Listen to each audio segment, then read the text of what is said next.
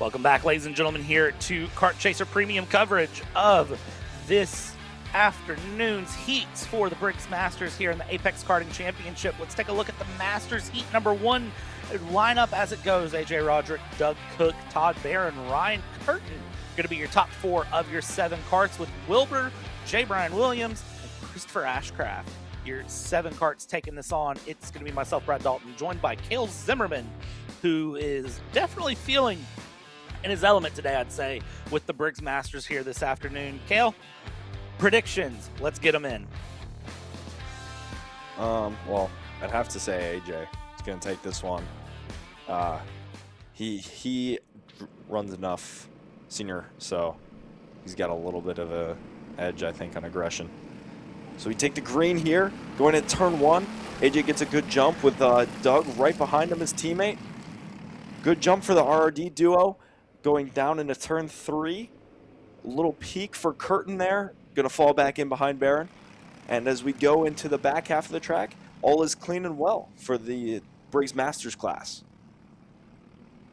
Looks like a bit of a look there from Curtin on Barron, and third place back in that 401 of Todd Barron is going to be able to hold on to third here.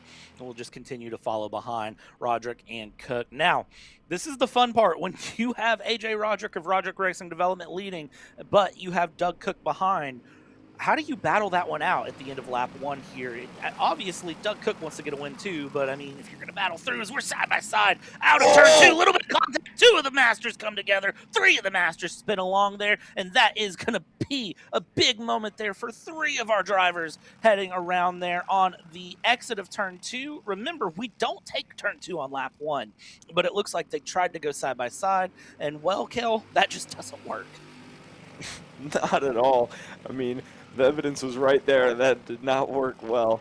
And yeah, almost a gnarly incident. That took out 3 drivers, I believe. And wow, what a start to Briggs Masters. Fireworks already. A little bit of a gift, though, for Roderick and Cook. Get away. Barron's partners are gone.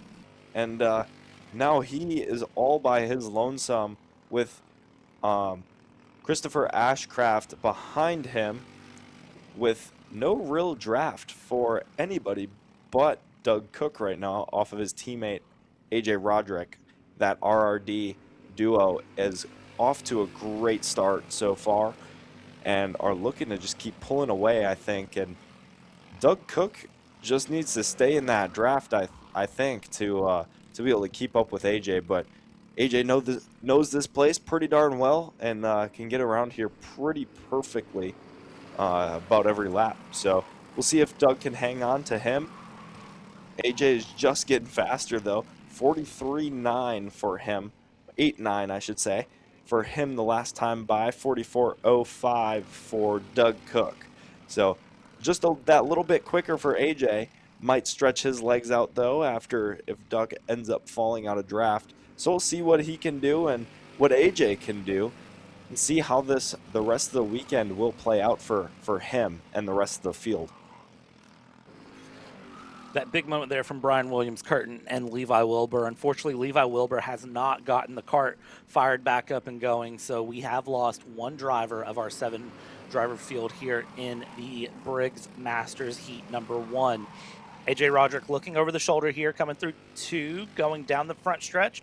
Not looking behind at all, though, just head down. And look at Doug Cook there in that 461 Roderick Racing Development Coyote kart. Head down as well, taking a look ahead, not looking behind, not worried about behind.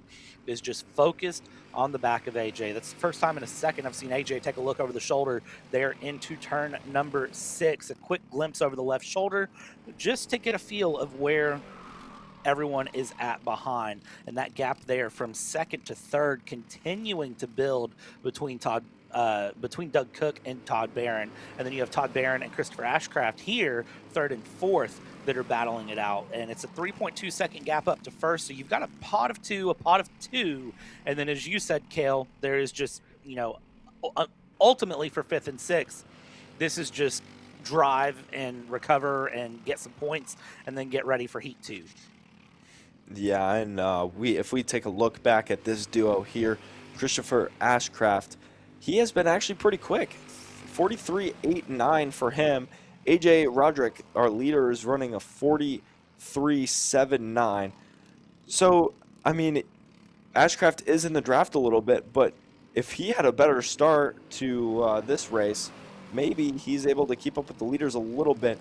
And AJ sets another very, very, very fast lap, 43.592, which is almost over, just over a tenth clear of Doug Cook the last time by. And yeah, what a lap for AJ. And he just keeps getting faster as this race goes on. And I think here shortly we're going to see Christopher Ashcraft try and make a move on Todd Barron for third, just because he seems to have a little bit better pace than Todd. One of the teams that I'm going to tell you to keep your eyes on throughout the coming months is going to be that New Gen Motorsport team. Currently, right now, J. Brian Williams driving in 5th place for New Gen Motorsports. But New Gen Motorsports is based out of Whiteland, Indiana, only probably about an hour to 2 hours away from us here. And New Gen Motorsports is founded by Derek Cutshaw and Nick Denny. If you're from the Whiteland area, you'll recognize the names there. They have Eli Fox, Ben Fuller, and Luke Montgomery on their team as well. They are a newer team, but it is a team that is starting to really, really build some momentum and get things going over in that Whiteland, Indiana area, and you're seeing a lot of strong racing come from that region here. Right now, Barron and Ashcraft showing some strong racing as they fight it out for this third place battle. Only 0.2 of a second separating them. They come across the line, and it is going to still settle in at that 0.2 of a second gap, 0.174 to be precise. AJ Roderick, Doug Cook, right there on the very bottom of your picture. They have taken off, and well, that was an interesting move from Todd Barron. I've never seen a driver do basically a neck pop going down a straightaway, just full 90 right, full 90 left, and then back straight ahead. Yeah, and here we're starting to see AJ start to pull away just a little bit. That times are about 0.2 better, I'd say, on average, comparatively to Doug Cook. And he's starting to really pull away. 0.8, now a second deficit down to Doug Cook. And he keeps getting farther and farther away from Barron and Ashcraft even faster.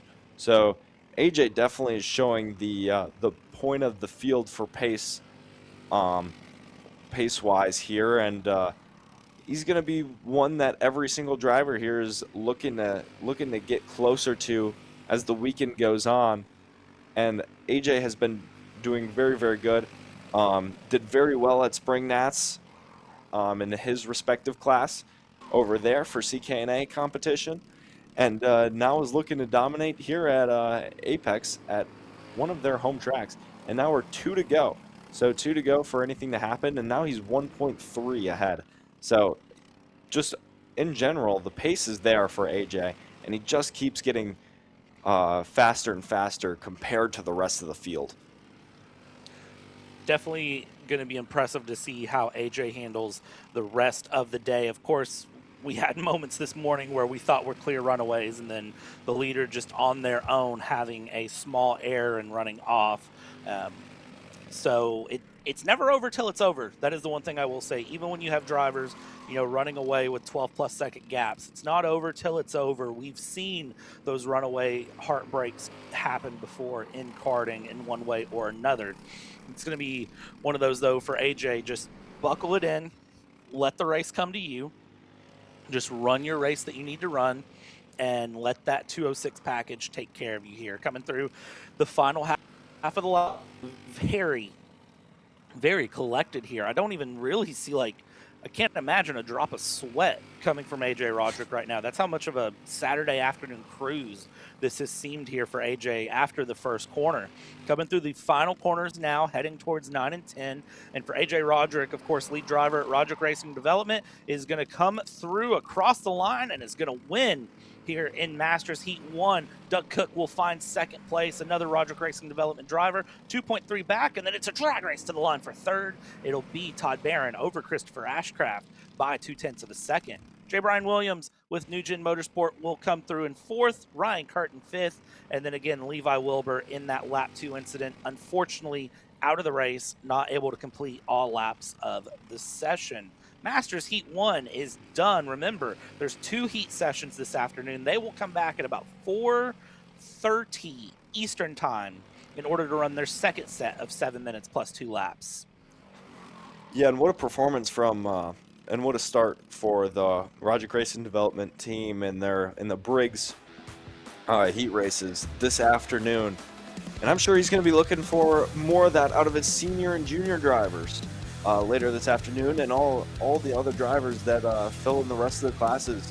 So we'll see how that plays out for their team, and we'll see how the rest of the heats go for RRD and New Gen, Steel, the rest of those teams. We'll see who dominates this weekend. Further action coming up next.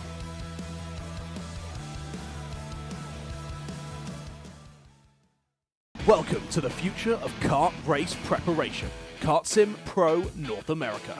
Featuring laser-scanned North American kart circuits and precision-tuned kart physics developed using real telemetry, dyno and tyre data, Kart Sim Pro North America delivers the most advanced and realistic kart simulation experience available today. Whether you're training for race day, refining your lines, or shaving tenths off your personal best, Kart Sim Pro gives you pro-level insight without leaving your home.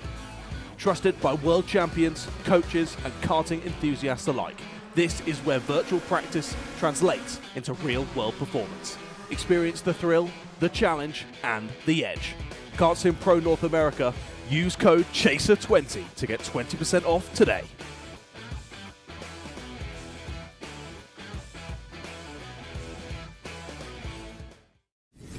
When it comes to innovation on the track, Odenthal Racing Products leads the pack. From the highly popular EasyGP camera mounts to our tough case to GoPro case, racers everywhere trust ORP for strength, reliability, and precision. We're proud to be the #1 engine mount manufacturer in the USA. And with our new Easy Bumper Retainer System, you won't get caught out with a failed bumper bolt again. Odenthal Racing Products. Lead or get left behind.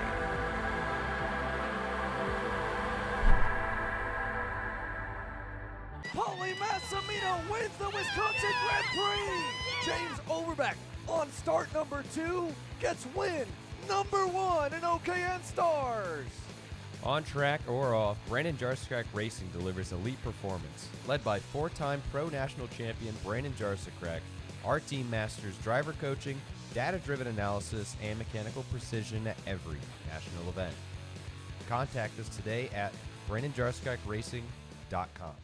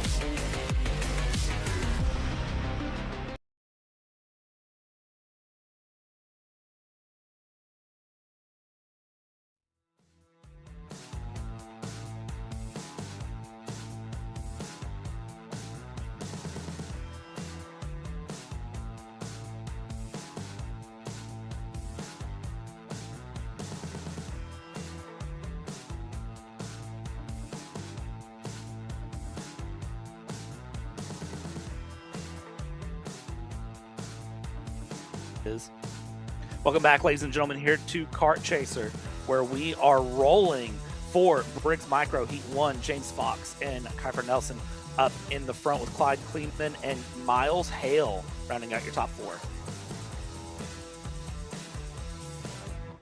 Yeah, and here's the class where we've seen total domination from one driver in the micro category of both Miami and Briggs classes. So we'll see if James Fox is able to pull away here, or if someone else can bring the fight to Mr. Fox here, coming in the Heat 1 and switch things up a little bit compared to what he's used to. Maybe bring some racecraft to the front of this micro category in Briggs competition this afternoon. Definitely going to be one to watch here. Let's see what that top kart on the inside line can do against, again, Roderick Racing Development on the outside. The Coyote kart going to be leading things off. Clyde Kleeman, Miles Hell, and then you have Boss, Blue, Robinson, Blue, Boss, all in the mix. We're green, we're racing at Briggs Micro, and it's already a good jump there on the inside line. Unfortunately for Kuiper Nelson, losing 2 places on the outside run early on here, because that outside line into turn 1 is so difficult to really get the best run through. Kuiper Nelson dropping into 3rd through 4 and 5 is going to hold there, and well, we might have a challenge for the lead here from Clyde Kleeman. Yeah, and we'll see what Clyde can do right away. Maybe the idea might be to try and back James Fox up just a little bit into the field just so he doesn't have that opportunity to run away. We'll see what Clyde can do. Seemed like he had a little bit of a mistake through 6 and got a little wide, so lost Fox's bumper just that tad. We'll see if he can make up that little bit of ground. Or maybe Kuiper Nelson, you know, maybe gets aggressive, takes that spot away from Clyde and tries to take the fight up to James Fox. But we'll see. Big mistake out of Clyde there, going into 3. Kuiper's able to take advantage of it and slide into 2nd without really losing any time. So that might be the best case scenario from our 2nd place qualifier going into the back half of the track here. What a great move there to get up into 2nd. Again, losing minimal time. That's going to be the key here. James Fox has a lot of pace. The key is going to be to stick with him here. These ever-evolving track conditions with things changing, does that affect any setup for James Fox? Does it affect any pace for James Fox? And of course, there is the physical component into this as well. You know, you've got to be able to handle all of the racing through. Look at this. You already can tell that Kuiper Nelson is on the aggressive, even to that entry into turn 3, is very much looking to try to bridge that 0.3 of a second gap, close things up. Would really appreciate some help from Clyde Kleeman, but I have a feeling just because of the fact that I know this micro category and how these racers tend to race, no help is really going to come from behind. It's going to be a case of Kleeman thinks that they're faster, then Clyde Kleeman's going to send it through and try to get the pass. And look at Remy Boss in 4th place, by the way.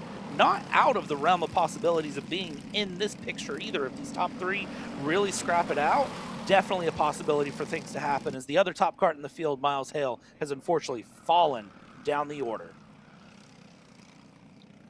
Yeah, and what I'm seeing right now is it seems like Kuiper is a little bit quicker in the overall scheme of this track, but where James Fox really pulls away is through that 3 and 4 section, and it seems like that's where he is making up all his time. And if we'll watch it again this time through, but he just seems so good through there compared to the rest of the field. Takes a little bit different of a line, but it seems to work out in his favor as well.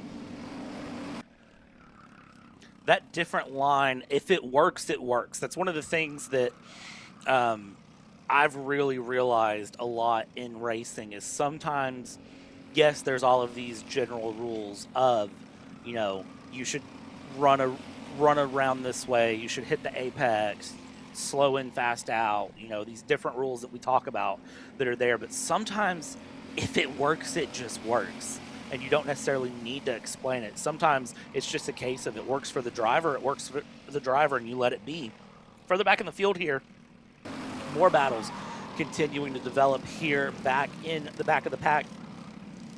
That is going to be Burlesman going ahead on the go, as we have one kart off big time here. That is going to be Rhett Blue, who is out there for Leslie Racing. Big battles happening all the way through still as we look back up. Jude Boss, Sam Robinson, Wyatt Burlesman, all battling it out here. You have a GFC in the mix of this that is right there to the inside, looking to get the move done. I believe that is not going to be a move done here as these karts continue to battle. Again, this is back 6th, 7th, 8th that is really, really getting aggressive and pushing things.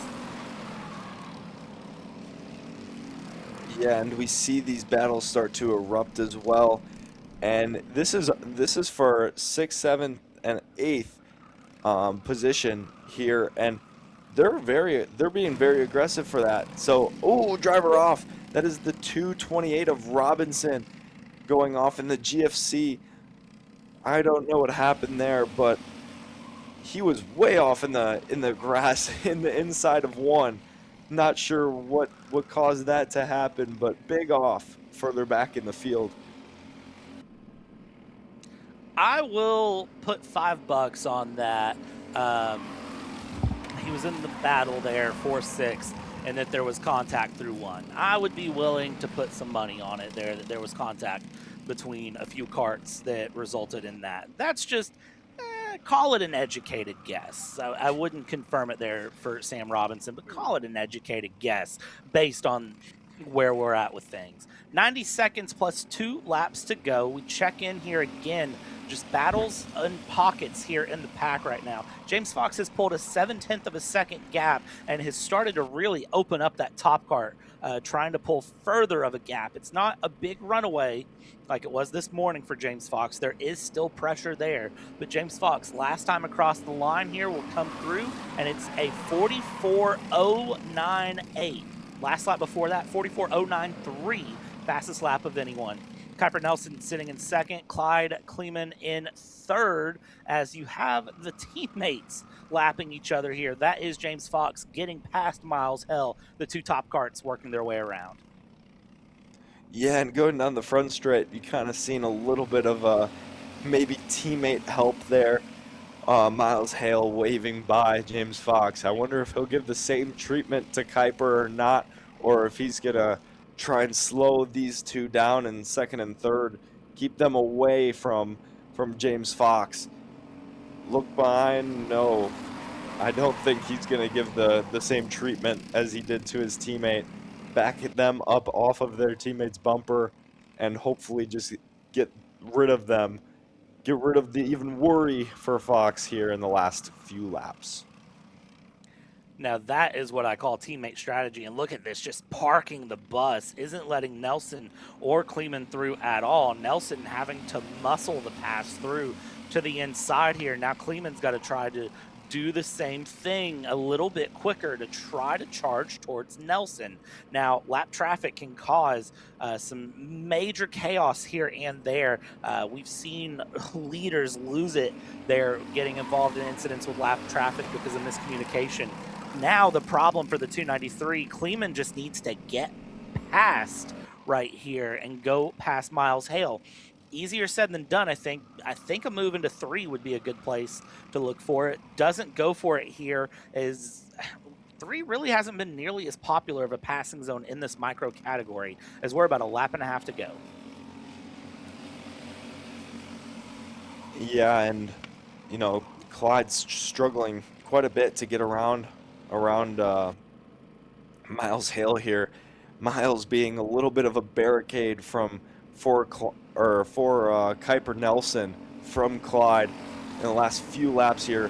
1 lap to go as Clyde tries everything to get around the lap cart of Miles Hale, who seems to be running pretty good considerably. Is he going for a pass on? Yeah, no kidding. Miles Hale going for a pass on the P2 cart of Kuiper Nelson. Backing Kuiper back into Clyde Kleeman. So we'll see what happens here. Going through 6th, though, James Fox. What a run from him. Super consistent. Very, very fast. Turning 43 second lap times. And he will win it at the line. And here's a drag race for the lap cart. And the second place.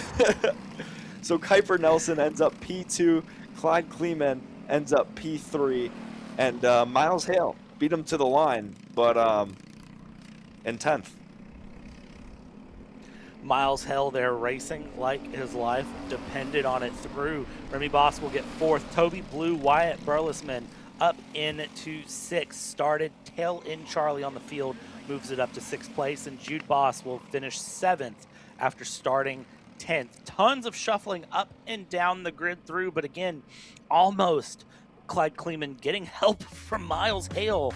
Not expected to get past Kuiper Nelson. Again, lap down cart, kind of shuffling everything through here in just a moment, we step from Briggs Micro to the 30-plus karts of Briggs Senior. And when they roll out on track, I tell you what, I'm telling you, turn 1 is just going to be something. Turn 1, and if it's not turn 1, it's turn 3.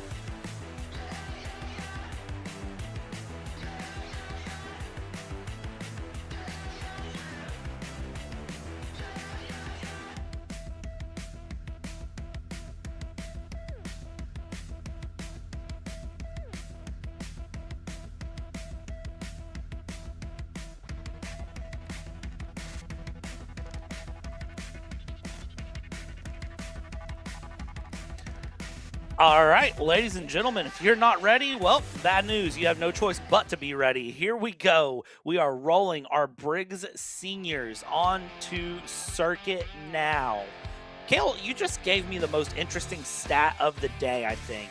And it's the fact that if everyone pulled a 1-second gap on each other, they would fill up this track almost perfectly. That is, I hadn't thought about that.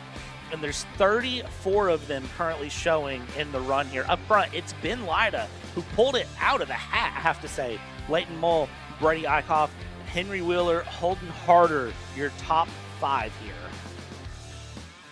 Yeah, and I'm super excited to watch this race because there's going to be a lot of moving around for a lot of drivers, whether that's forward or backward. Mark Steele, I think the biggest upset of all, 27th for him in his qualifying efforts. He's going to be going forward. I can almost guarantee it. Maybe something was a little bit off on that go-kart or something like that. But here we are, coming to green. 34 of them. 34 karts take to the tram lines here around this G&J Kartway. They come into the start zone cones. We are green, we are racing. Leighton Mull, Benjamin Lyda up front. Send them the Hornet's Nest into turn 1 and side by side. Again, we don't take turn 2. They stay side by side on the exit. Now let's fan out outside of the top 10, going 2-3 wide long into turn 3. And look at this, everyone sawing the wheels out of 3, trying to hold on to it through 4, 5. Now head towards 6 on the left here. Now towards 7. One kart shuffling out wide in the back. Still 2 wide, 3 wide. Not finding space. Nobody giving quarter. One kart is around, but everyone else seems to have made it. That is the 931 who has been around there. That is Ryder Nesbitt, the sole GFC around. And, well, up front, I tell you what, big shuffles happening. Ben Lyda up front to Brady Eckhoff, Henry Wheeler, Leighton Moll, and Sam Tutwiler, your top 5. Yeah, and pretty impressive from this 206 senior field. As a little carnage, as I would have expected a lot more from this big of a field. But only one driver going around this time, and you got a move from Randall Potter up the inside of Addison Ianello, and here goes Scott Kleeman trying to make a move. Addy defends that off pretty nicely, is able to hold that position right behind Adam Maxwell there.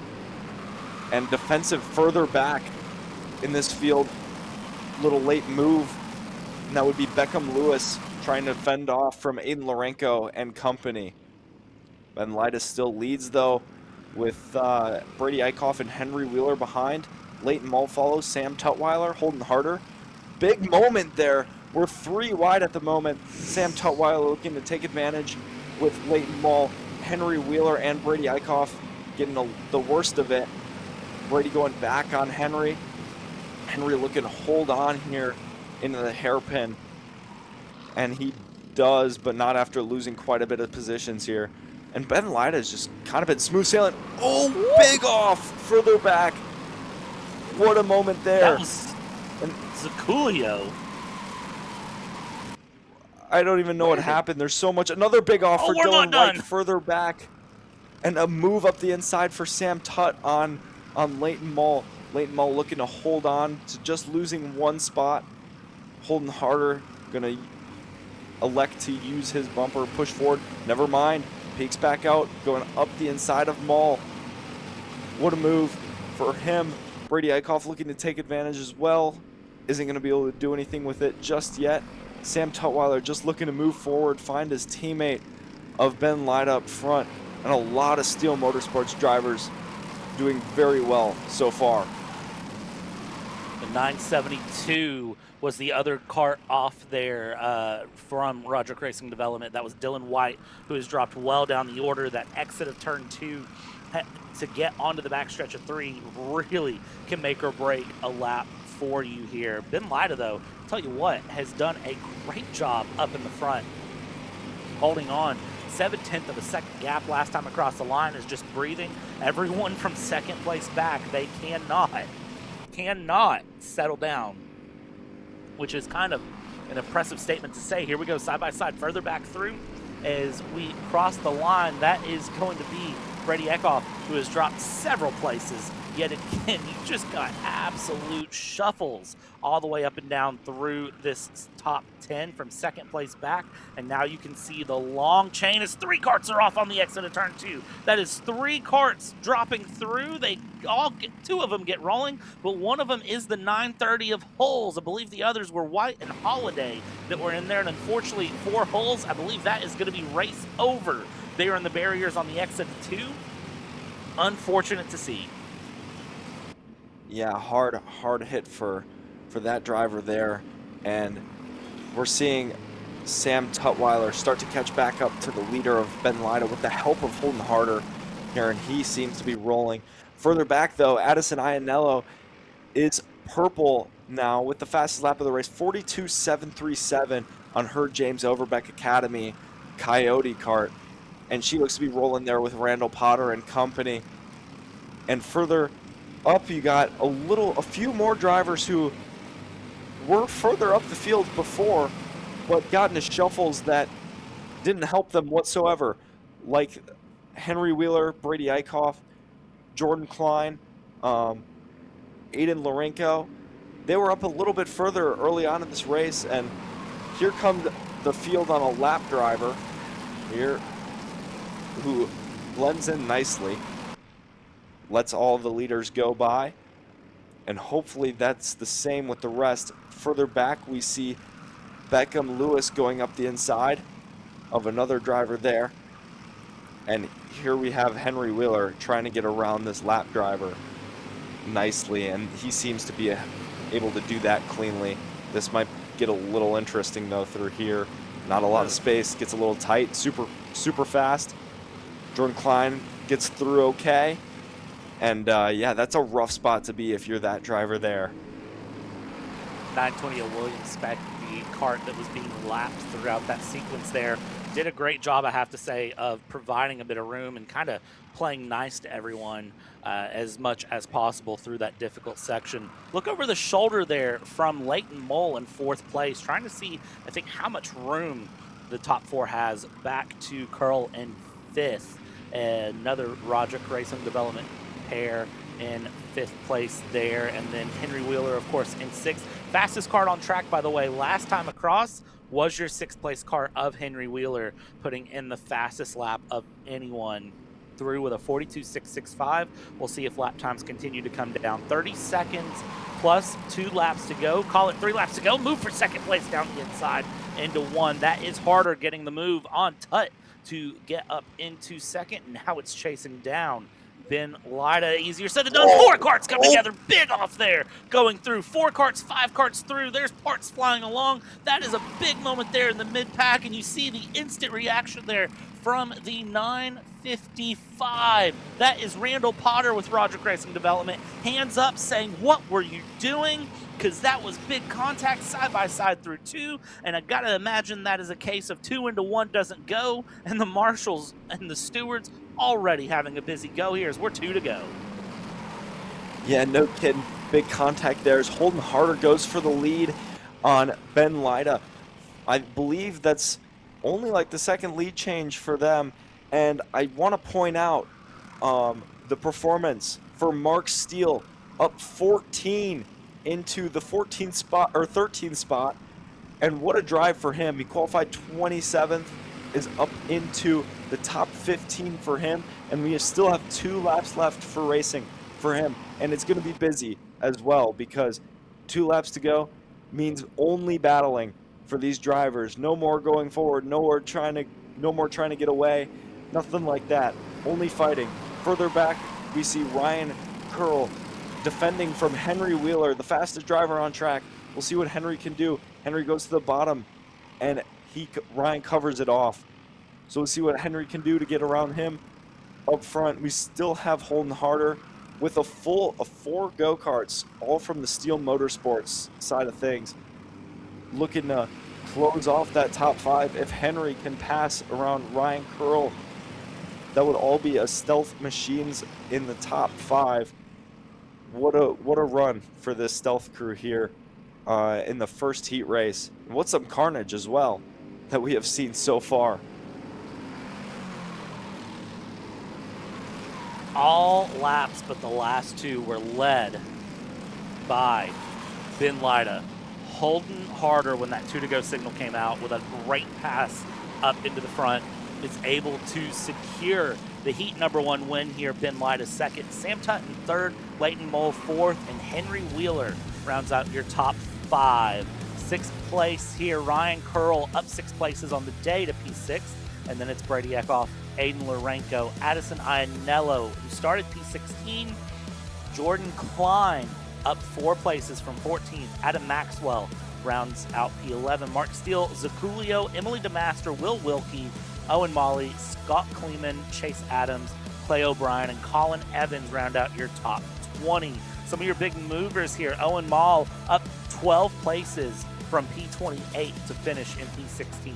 That is huge. And then up 14 places from P35 was Adam Kelly. They're going to have a little bit of cleanup to do here, so we're going to take a step aside, and when we come back, it will be time for Briggs Mini and then Briggs Jr.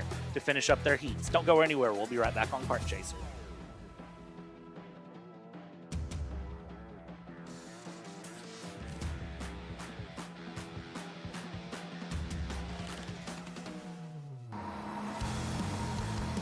Cat food marketing.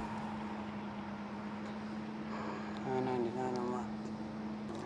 Dude, Caleb, wake up. Dude, we're live in 5 minutes. Let's go. Come on. What are you doing? Dude, I'm so sorry. Xander had me in a cat food marketing meeting till like 2 a.m. last night. Come on, man. Do you have anything I can drink? Dude, I got the perfect thing for you. Perico. It's a healthy energy drink alternative. Perico, non-GMO, gluten-free, kosher, magnesium, B12, B6, Yeah, it's good. B5, biotin, and 0 sugar? Pericazo. Try. Perico, made with natural ingredients, organic caffeine, and supports your metabolism. Try the new official energy drink of Kart Chaser.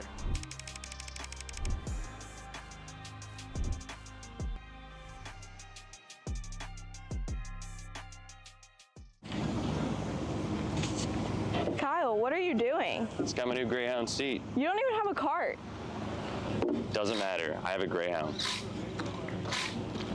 Who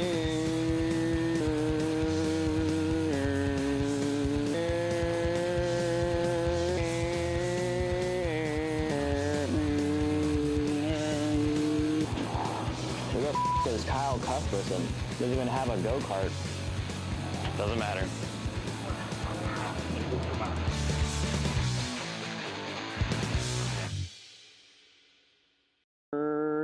Cuthbertson through on Turney. Turney in the dirt. Hey guys, another Kart Chaser Driver Fitness episode with me, Chris G.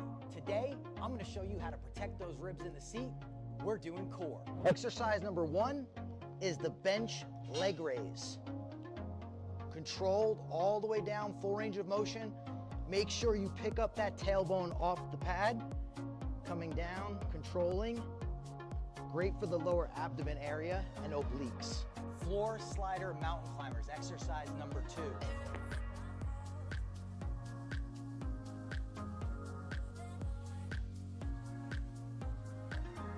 Exercise number 3, the plate loaded decline bench sit up. I'll see you guys on the next episode of Chris G Coaching, race ready training that carries into real life. That's what we do. Are you stuck with your kart racing? Not sure the ideal kart setup? Or going to a track for the first time? Well, Kart Class has the answers for you. Our online portal has a wealth of experience and knowledge to help your kart racing. From kart setup advice to track guides that are targeted specifically to your circuit, or the driver coaching aspects with mindset, racecraft and driving techniques. If you want to take your karting to the next level, visit us at kartclass.com.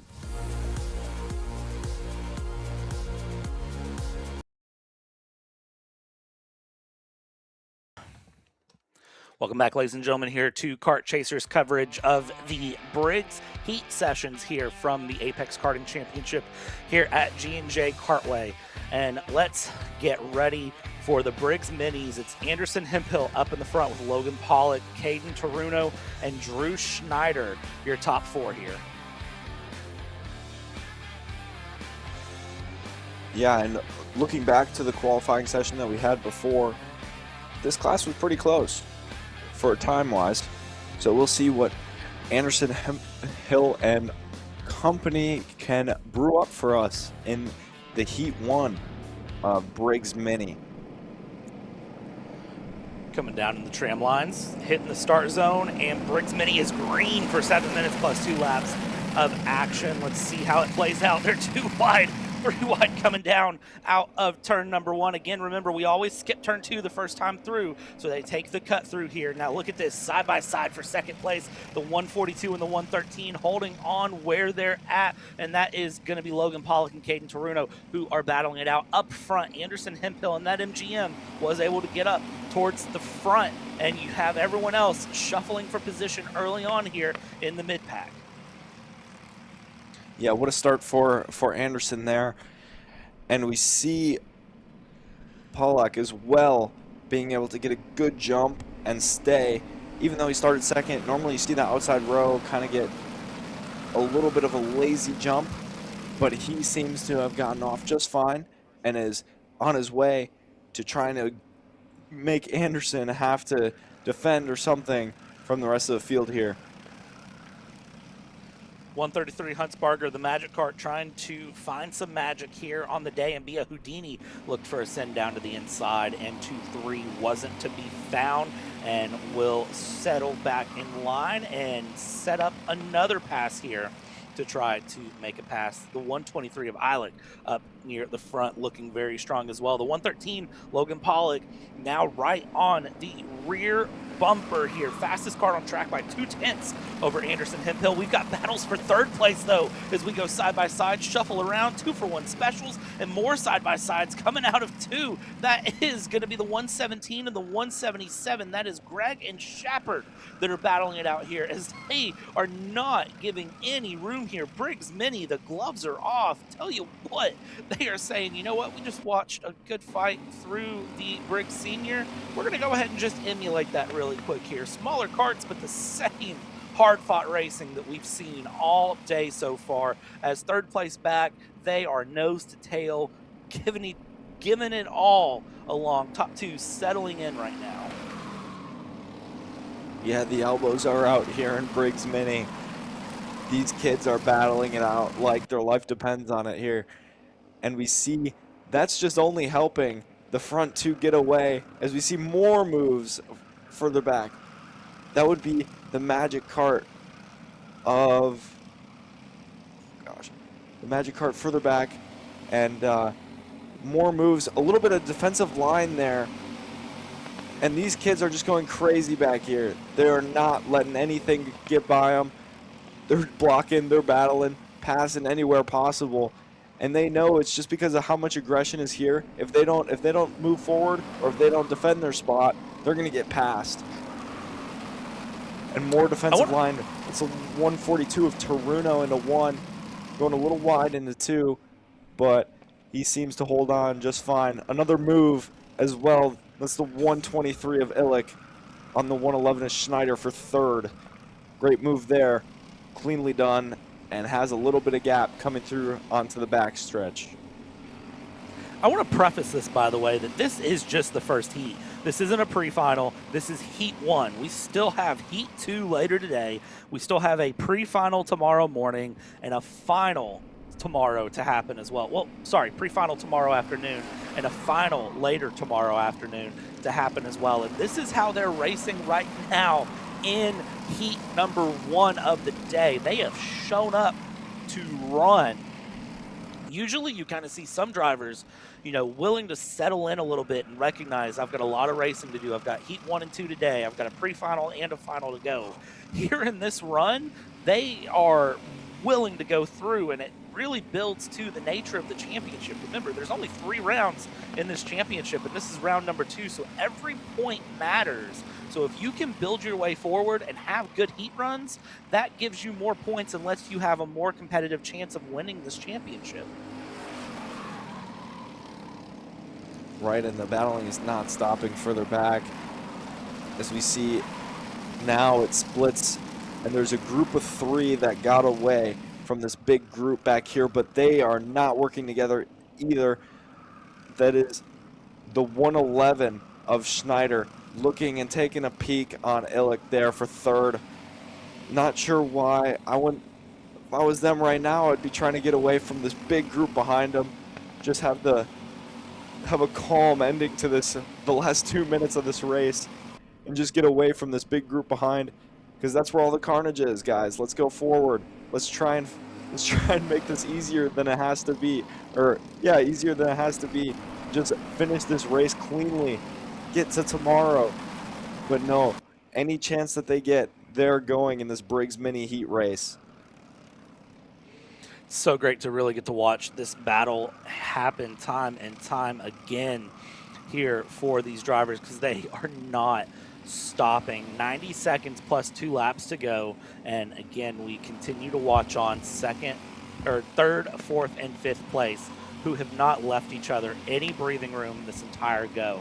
The sun is shining. We get another brief look at the radar here. It looked like for a second there might have been the lightest bit of rain to hit the area, but it just completely missed us. Now it's literally going to be, is there a sporadic pop-up shower? Look at how that front is developing. It's just showers gone, showers there, showers gone, showers there. So if we get anything, it might be a random pop-up. I don't know that I would be worried about it, though, if we're honest. I think that we're going to be okay for the rest of the day. I've probably just cursed us, if we're honest. A little bit further of a look up front at Anderson Hemphill. He is purple and clear of the field the last time by around 3/10.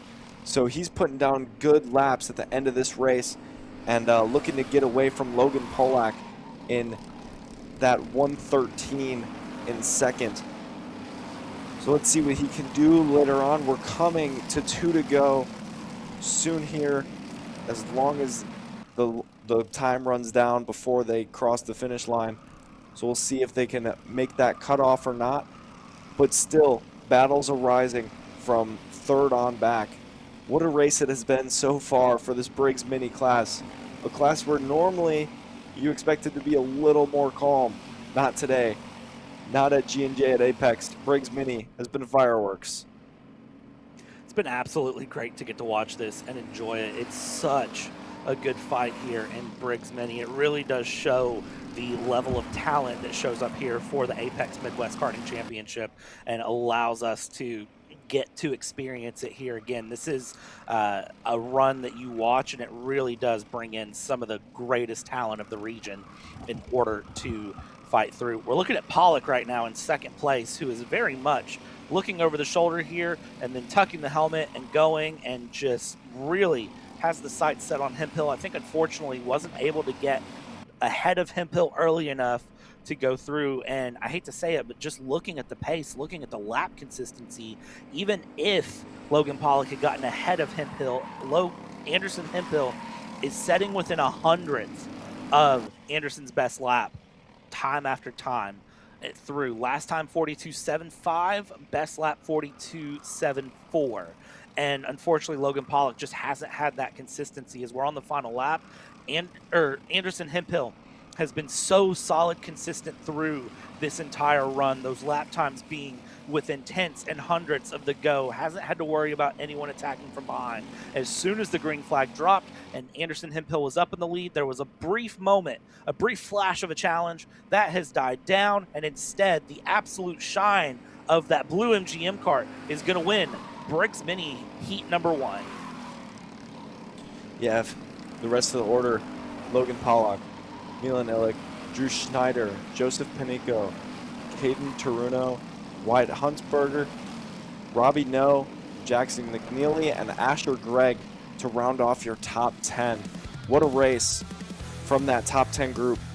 Absolute carnage from all of them. It seemed as Logan Pollock, though, had a little bit of a problem in the last few laps, dropped back a ton, and just could not hold on to Anderson Hemphill, who just kept getting faster and faster. So we'll see what Logan can do in Heat 2 later on as we move on through the classes and hopefully miss the rain. Definitely hope so. Coming up here in just a moment will be Briggs Jr. That'll be the final of Heat 1. Then it'll be a short break, and we run it all again for Heats 2. Again, Masters, Micro, Senior, Mini, Junior, and then that ends your Saturday on track action. This has been such a great day. We're not done. Briggs Jr. will be up in a few minutes.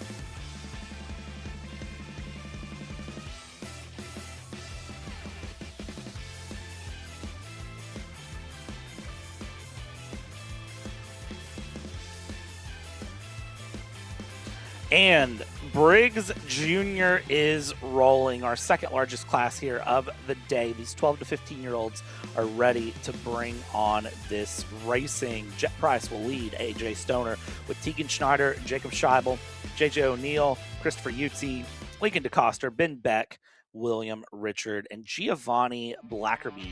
Your top 10 here to come through. Kale, I tell you what, this is going to be wild.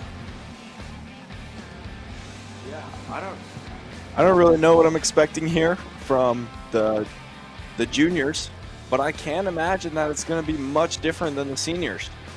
You know, maybe a little bit more feisty at times for this junior crowd, but we'll see. It's right here in front of us. I'm excited as they come to the green. Coming down into the tram lines, they hit the start cone. We're green. We're side by side to turn one. Outside line gets to go. We've got 2 karts off already, off into the barriers. 2 karts up from the front of the field. One of them is the 621 or 821. That is Jacob Scheibel, who is off through. The other one is going to be Christopher Utzi. Both karts off into turn 1. 2 of your big runners in the front taken out in the first corner of going here in Briggs Jr. What heartbreak for those two of the faster drivers in qualifying as well. That's just very unfortunate for them too.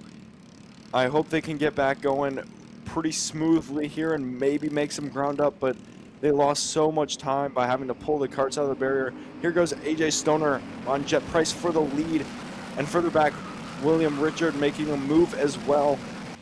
And Utzi is done. Utzi has retired from this race. AJ Stoner blocking. Tegan Schneider opening up a little bit behind Jet Price, looking for anything to try and get around. And there it is. Tegan up the inside. That's an unexpected move there for Tegan. Nicely done for him as he gets pushed through as well by JJ O'Neill, I believe that is. And as he makes his way back up to AJ Stoner after losing some time there. Even more karts lost out of that through, by the way. Jacob Scheibel did get going. Henry Mascol was in there as well. Henrik McKay is going. Giovanni Blackerby and unfortunately Christopher Utzi, Hayden Lawson all out. More shuffling up and down the field. Multiple karts through. Look at this defense to the inside, fanning out. 2 wide, 3 wide. We're looking for sends here up and down through. JJ O'Neill in the Nitro kart really trying to find something through. Steel Motorsports, tell you what, it's a tale of 2 cities here right now. You've got one half of your team down and out after lap 1 incidents, and the other half fighting for the win right now with Tegan Schneider in 2nd place. You have William Richard, by the way, the James Overbeck driver, in 5th place with a 44.407, fastest kart of anyone on track right now, but is in this conga line that is not stopping. We're defending to the inside, looking for sends around through turn 1. You've got 8 karts that are all really much in contention right now. Yeah, and this battle is not stopping as Jet Price tries to find the inside of O'Neill, and he does. What a move from him. Richard opens up, and he gets the worst of it. We're 3 wide going through onto the back straight. What some moves are going on here. Tegan takes the lead, though, from AJ Stoner, and now he is taking the place of leading this conga line. At the bottom of the track, white lining the whole lap, and what a race we have here. I thought we couldn't beat 206 Senior, but here we are, a few laps in. Already this much carnage has been going on.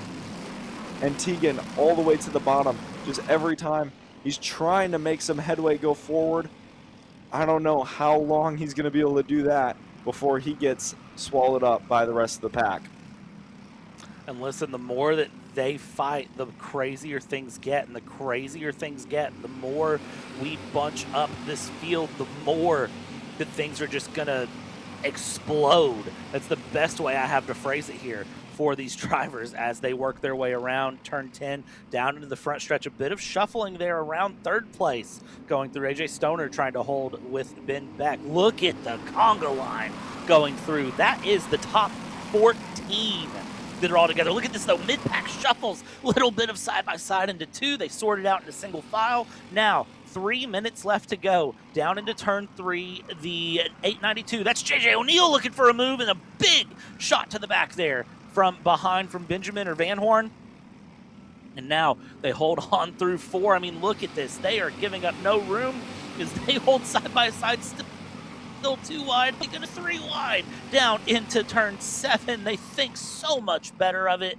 Get back single file, because the more that they battle, they lose touch with this front pack. And again, you've got a conga line of like 14 karts that are in a line right now, all looking to make moves. DeCoster dropping down to 8th, and they're coming up on lap traffic.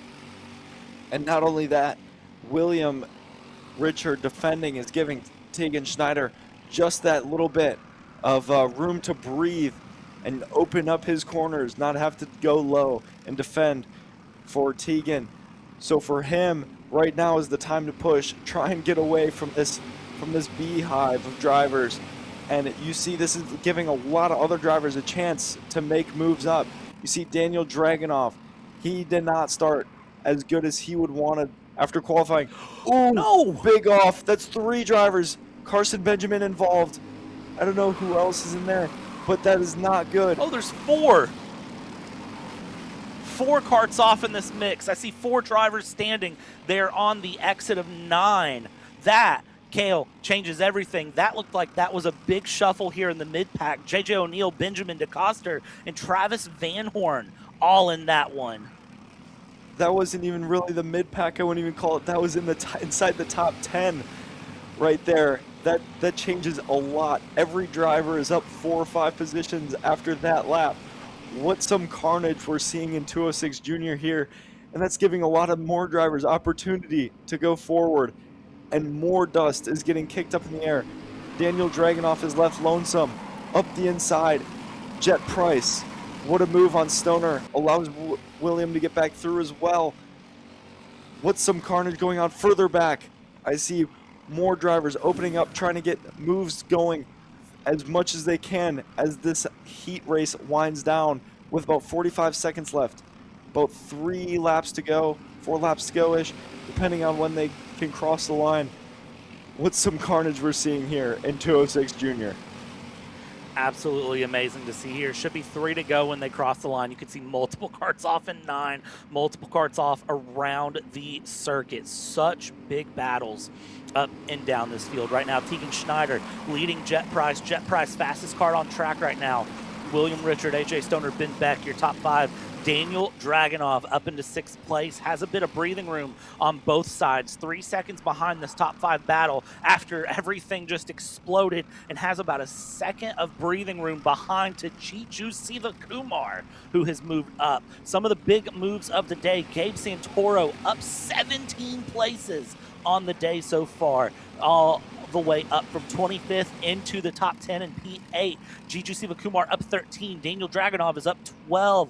Callan Myers is up 10. You've got multiple drivers up double digits after the, well, I mean, for them to go up that far, there has to be heartbreak for some drivers to go through, and some of those big notables, of course, we've had go through. Hayden Lawson, Christopher Yusi, we lost them before they could even get out of turn 1, and they have dropped all the way down the order. I mean, we have lost 7 karts out of this race so far, and we still have a lap and a half to go.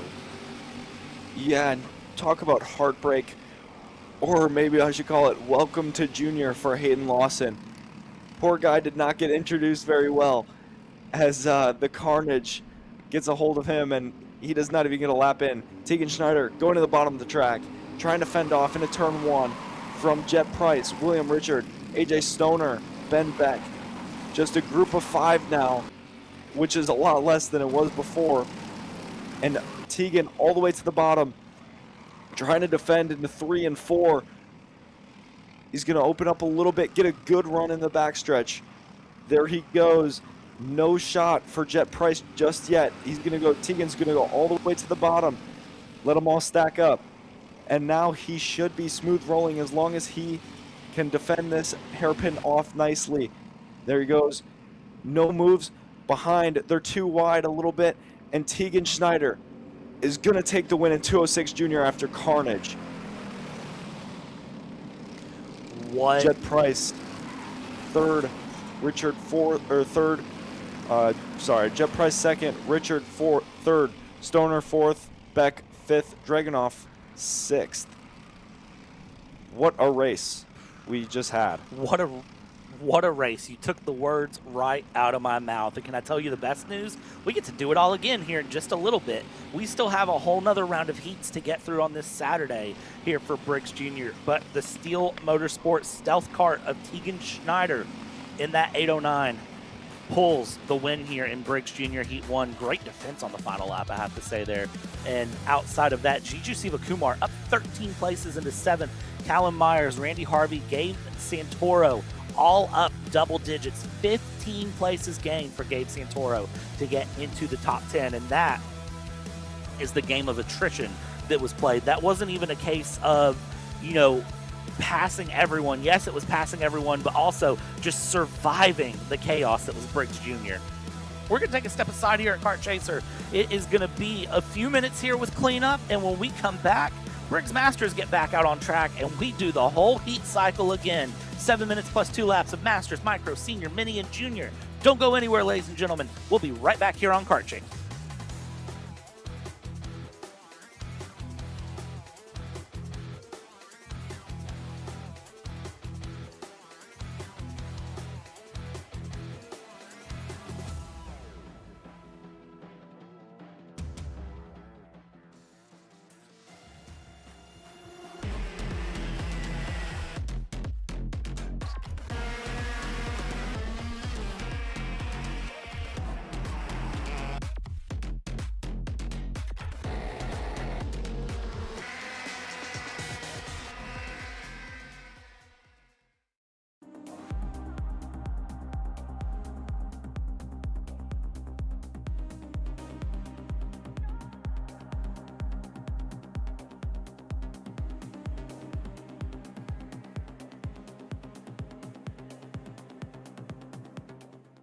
Macron Motorsports builds champions every day, drivers who won on the world stage. The Tilton T4 Series is pure spec racing. Same engine, same chassis. When you win, it's because you were the best that day. Your edge is not the kart. It's the setup, the strategy, and the race team. With our Arrive and Drive program, you simply bring your gear, we provide the equipment and the championship-winning support to every event. Stop wrenching, start racing. Your path to the T4 Nations Cup in Spain starts with us. For more information, contact us at macronmotorsports.net. Champions aren't just born on the kart track. At SimShop, we deliver professional-grade simulators with the best performance-to-price ratio in the industry. Founded by racers who understand what you need, our SimMagic and Moza equipment is powerful enough for the pros, yet affordable for everyone. With unmatched customer support and a thriving community, we're your racing partner. Visit simshop.com today.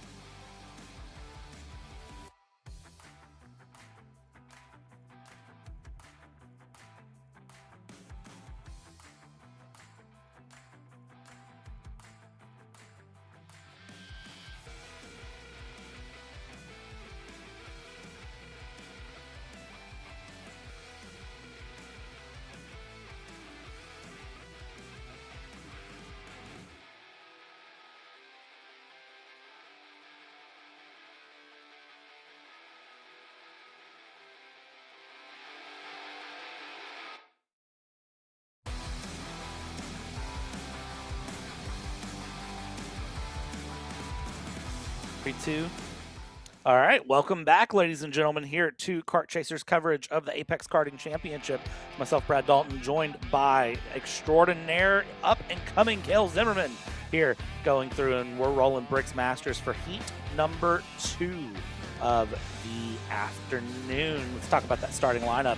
AJ Roderick with Roderick Racing Development, and Doug Cook with Roderick Racing Development on the front row. Todd Barron, Ryan Curtin, Levi Wilbur, J. Brian Williams, and Christopher Ashcraft, your 7 karts running up here in the order on heat number 2. Of course, heat number 1 brought a lot of action. We're going to find out if heat number 2 brings the same. Is it going to be a solid start up front for AJ Roderick and a runaway? Or can his teammate Doug Cook challenge? We're in the tram line. We're through the cones. We're rolling. We're green here for Briggs Masters. And already big shuffles up at the front, and that is a shuffle off. 2 places lost by Doug Cook there. Ryan Curtin opening the steering a little bit, drops multiple places. Now they dive along through to the inside, trying to get places back that were lost, trying to shuffle along. Doug Cook trying to find a way back up into second place. Right now it is Todd Barron holding P2. Yeah, what a start for AJ. But unfortunately for Doug Cook, he gets shuffled a little bit wide there through turns 1, and now Todd Barron has taken his role in that P2 spot coming off the green flag. A little defensive here though for a move for Levi Wilbur, and he goes down to the bottom, gets a little sideways into 1. We're side by side through 2, and that was Levi Wilbur pulls off the track, and he is retiring from this one. I wonder what is wrong with that go-kart there, that he decided that it was time to pull off and put her away. For Todd Barron, Doug Cook, those two looking to try and catch AJ here. And then it splits into 2 groups of 3 here with Roderick, Barron, and Cook, and then Ashcraft, Curtin, and Brian Williams. Yeah, really curious to find out what happened there for Wilbur to shuffle off like that. Was very upset, whatever it was, but that is day done and dusted there. Unfortunate way to see the day. And Roderick up front, Barron, Cook, Curtin, Ashcraft, J. Brian Williams, your 6 karts still running, and Roderick running about 0.3 of a second faster than Todd Barron last time across the line here. As the pressure continues to mount, we're going to try to keep building the pressure up here in the front. You can see this is 4th, 5th, and 6th, Curtin Ashcraft and J. Brian Williams, that are all right here, very close to each other. Barron and Cook are close to each other. Then you get about a 2-second gap back here to Curtin Ashcraft and J. Brian Williams. So that little bit of pack going. Here we go, dive for second place. That is going to be Doug Cook making a move on Todd Barron, getting back up into second. Roderick Racing Development back up into 1-2 as they were, but now you've got to close that gap to AJ Roderick, and AJ Roderick has some strong pace here today. Definitely seems to have the kart dialed in, has the driver dialed in, of course, of AJ Roderick, and it's just producing wicked fast lap times. Yeah, and hopefully we can see Doug Cook maybe make some ground up on AJ, see what he can do. Maybe him and Todd Barron can work together a little bit, bring themselves forward to AJ. But what a phenomenal start to the weekend for AJ thus far. He's just been so good this whole week. And another fast lap for Doug Cook there. Another 43.529, which was very similar to the lap before, just a bit faster than AJ Roderick. So, and that was with a pass. So Doug Cook might have some good speed. And here's Levi trying to work on his go-kart, see what's going on. Something with the motor, it seems, maybe. I don't know. It seems like he's having a troubled time getting it started again. But here we see Doug Cook and Barron again trying to make ground go forward. See AJ Roderick goes faster, and Doug Cook can't match that. So AJ, maybe his tires are starting to come in, but he is rolling now. 43.3 that he just set that last time by. Look at that radar in the bottom right. Look at that pop-up just to the east. It's all really starting to kick off to the east, southeast of us here. And I will tell you right now, one of those showers doesn't look that far away from my house, so I don't like that, to be honest with you. So just looking along and seeing how this is going. Again, nice sunny day here on track, and it's showing some great racing. Cook and Barron right where they started, but it certainly doesn't tell the tale of the tape here as we look back here at Brian Williams and Ashcraft going side by side. Mind your P's and Q's into turn one there. J. Brian Williams gets passed by Christopher Ashcraft, making the move up into P number 5. J. Brian Williams will settle into 6th for the moment here as Ashcraft was able to get a great move there into 1 and a little bit of concession, I would say, from J. Brian Williams there in order to let that move happen. Probably could have fought it a little harder, but it might not have ended well for either. Yeah, no, we've seen a few times now going into 2 side by side is not ever a good idea, and can always end in a very rough way for both drivers involved. And now we're continuing to see AJ Roderick just get faster and faster as we keep going. So I wonder if that's going to be the trend on today. So we have about 1 minute and 30 plus 2 laps for time here. And Doug Cook and Todd Barron seem to be trying to work together, but it doesn't seem like there's too much ground at all being made up to AJ. AJ seems pretty comfortable where he's at and really fast as well. So he is moving, and let's see if he does not go better, but only 0.02 slower than his best time. So consistency is key for AJ in Heat 2.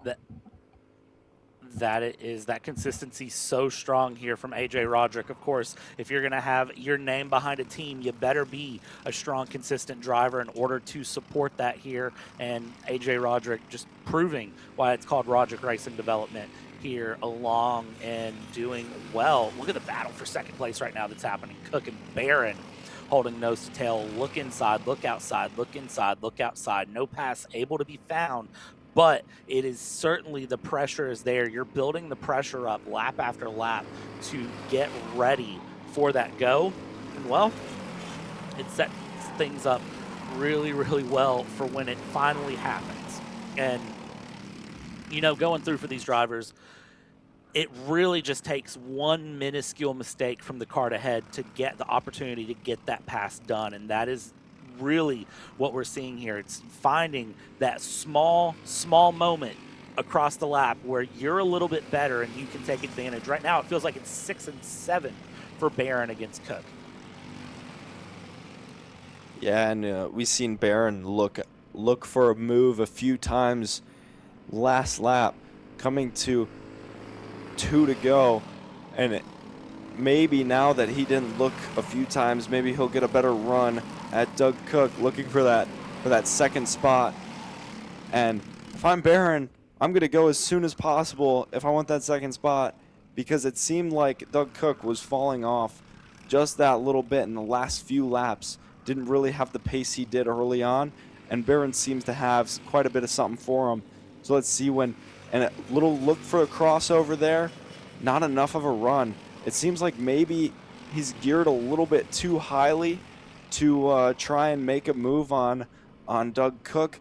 He hits that rev limiter coming through the kink maybe, and just does not have anything for Doug, because he can't seem to make that crossover and, you know, run onto the back straight, stick there.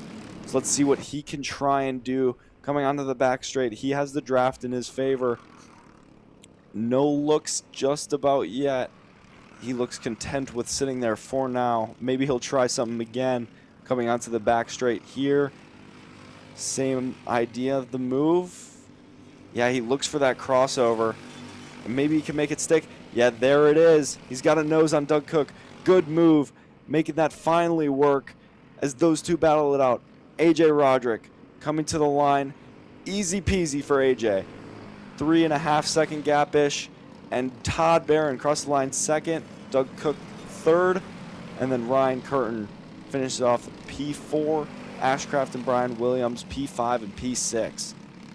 Some good racing here in Masters. A little bit of a dominance from AJ Roderick. And he is just gone He was super quick, 43.0. He was 4/10 clear in fast time compared to everybody else. So what's some pace out of him?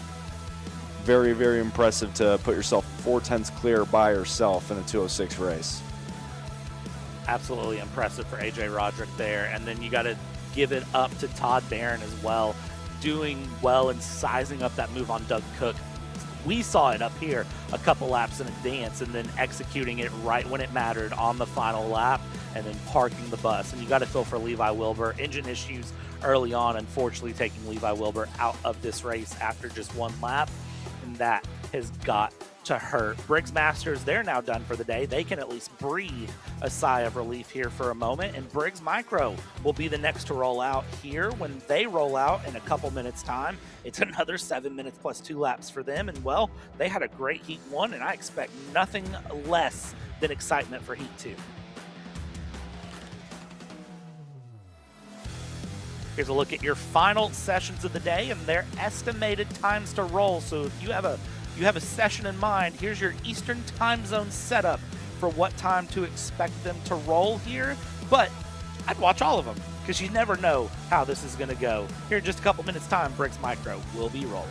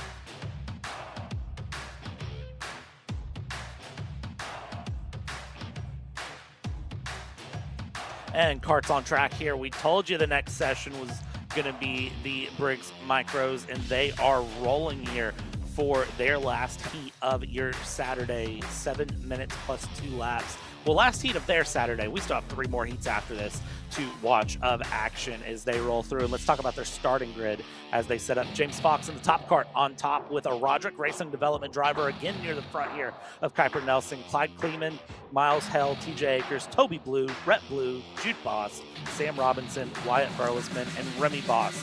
Your 11 carts that are going to be taking on this run.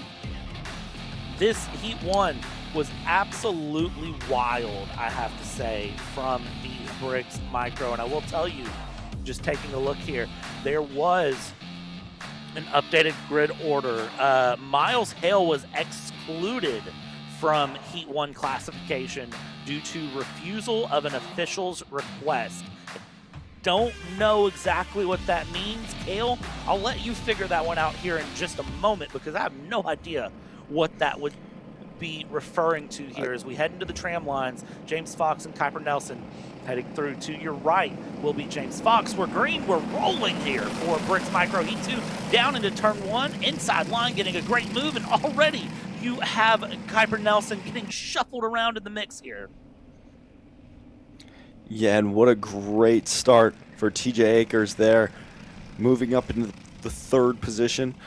And yeah, Kuiper Nelson even getting shuffled further back behind Miles Hale as well, back into 5th, I believe. And now taking the fight back to Miles Hale up the inside, looking to make that move stick as well. Couldn't see if that was made. No, it was not. Miles Hale holds on to there, coming to finish the first lap.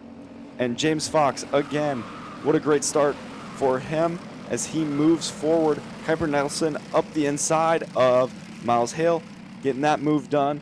And TJ Akers pointing forward, but also blocking at the same time. I'm not really sure how that makes sense, but got some plan in mind. Kuiper trying the crossover, makes it stick. What a move for Kuiper Nelson, getting around TJ Akers. Now trying to move back forward, back into where that driver is supposed to be. Finished P2 last session, got shuffled back, trying to make their way back there, and got through almost halfway to what they needed to. And now coming down 2 laps in, Clyde Kleeman and James Fox have some breathing room further back, some moves being made or attempted to be made for the 221. That is Wyatt Barrelsman, and trying again down in turn 3, and then another move, trying to follow him through.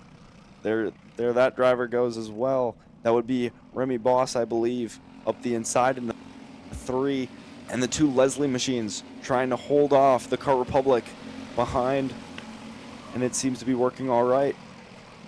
Now, guys, we need to go forward. Stop battling. Got to catch the guys in front. We're too far back to worry about it. James Fox, Clyde Kleeman, Kuiper Nelson all seem to be all right with where they're at. Pretty calm up front, but 6th on back is a dogfight as we speak. Whew. A little bit of contact there between Robinson and Remy Boss going through, and then Remy Boss is going to dive to the inside here along with Burlesman. They are looking to make moves on the Leslie drivers of Rhett Blue and Toby Blue and trying to make moves stick. Did get some confirmation here on the back end. Miles Hale, by the way, the not classified and excluded from results. Remember that we had Miles Hale doing some big blocking for 2nd place and 3rd place going through after getting lapped by his Top Kart teammate, James Fox.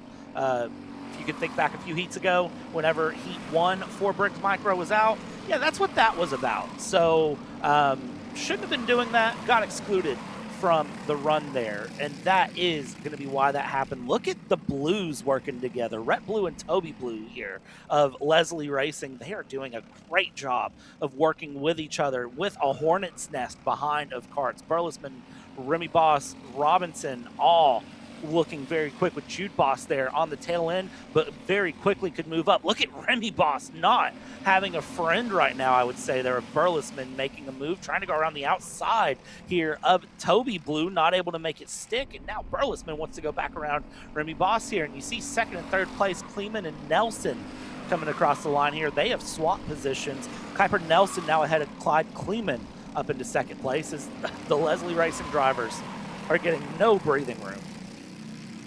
No, and it seems like they're working together to make their cadet carts as wide as possible, almost making it look like there's 2 of them in one, trying to block and fend off the rest of the field up front. Kuiper Nelson, though, what a good run, showing pace as well early on, 44.2, which is almost the same as James Fox ran, just a little bit off the mark by a few hundredths of a second, but now got to lock in, try and get forward, hopefully get some help from Clyde Kleeman.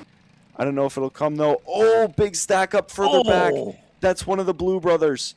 And, oh, no, that's the other GFC. That is Remy Boss and Rhett Blue, I believe. That's in the in turn 6. What's it? That's a very fast corner for those two. Hopefully all their equipment's all right.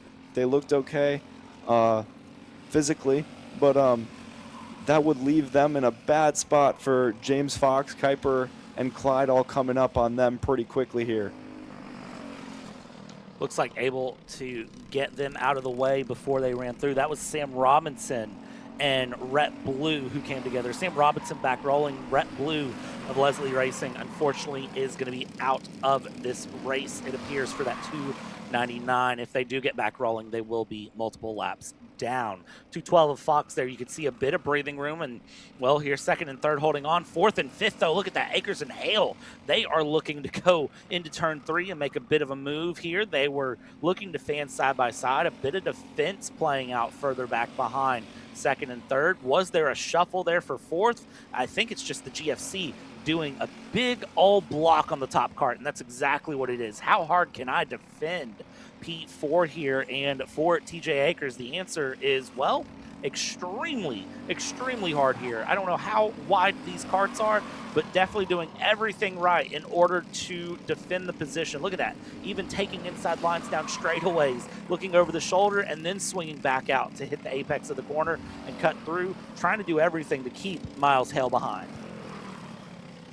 Yeah, and it almost seems a little excessive here for the 254. He's definitely got enough room that he doesn't have to block.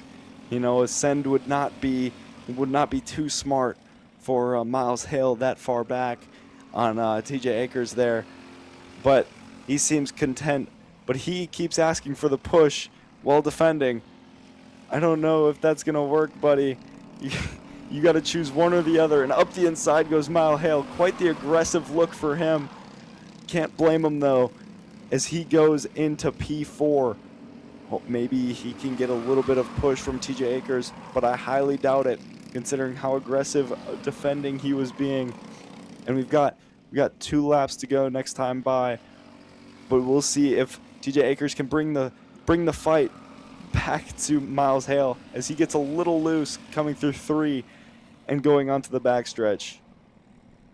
Well, I think, again, remember, this is going to be our youngest category here. So sometimes I think they are very black and white in their interpretation of, you know, what their coach, their development driver, their teammates, their parents, whoever it is that is helping them really learn that racecraft of what they've told them. And sometimes it's, hey, there's a cart behind you. You can do this to defend, you know, if you need to. And they just hear, do this to defend. And then they're doing that because there's a cart behind them, not necessarily because they need to. And so sometimes that's interesting to see, but that's why a lot of these micro minis, they have GoPros attached. They go back after the day is done, they watch the footage, they debrief, and they do everything they need to be ready for a better day tomorrow. Who doesn't need a better day tomorrow, though, is going to be the 212 of James Fox coming out of turn 10 right now. Last lap, 44 flat, coming to the line. No challenge ahead or behind. James Fox with a beautiful run in Briggs, just like this morning on the final lap, and is looking really, really strong through. Just no concern, no worries on anything for that 212. About to actually catch up to the 228 of Sam Robinson, who had that contact with Rhett Blue, and may put Robinson a lap down here coming through the final half of the lap. Second and third place, they're 3 seconds back, no concerns. And you know that a driver's feeling good when they're not even looking behind them in the lead. They're focused ahead, nobody behind, nobody ahead, really. It's clean air, it's clean sailing. James Fox with a great morning this morning, a great afternoon this afternoon, and is going to cement it off with a win here in heat number 2 for Briggs Micro. Crosses the line, pumps the fist, takes the victory here in heat 2, and then across the line will come Kuiper Nelson and Clyde Kleeman, second and third. Yeah, what a day for James Fox here today as he sweeps the heat races in both of his classes. Miles Hale, TJ Akers come 4th and 5th. Toby Blue 6th, loses his brother in the contact earlier before. Wyatt and Remy 7th and 8th. What a good battle between those two this whole race. Jude as well 9th, falls back a little bit further, but what a race we had all over the grid. Just carnage everywhere throughout this race. Absolutely fun to watch here in the Briggs micro category as they go through. You got to feel for Rhett Blue there, losing out after that contact. We're going to take a step aside here at Kart Chaser. When we come back, you've got 3 more heats to go, senior, mini, then junior, to finish out your Saturday of racing. Don't go anywhere. We'll be right back live on Kart Chaser.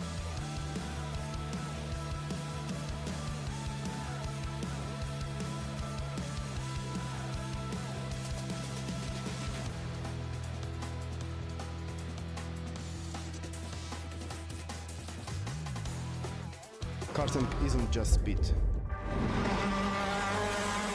It's control, precision, freedom. At Atlanta Motorsport Park, Kart Freedom isn't just a team. It's where drivers are made.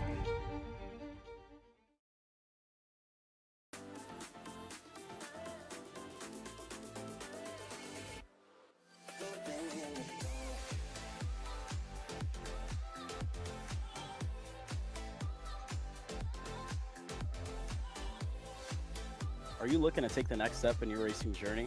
Well, look no further than PitFit. With 2 locations in Charlotte, North Carolina and Indianapolis, Indiana, PitFit trains drivers all the way from grassroots level karting to IndyCar and NASCAR, with top-of-the-line personalized coaching to improve physical and cognitive fitness. For more information on programs, check out PitFit on Instagram or Facebook today. Are you ready to get behind the wheel? From Formula One to NASCAR and IndyCar, all the pros start here.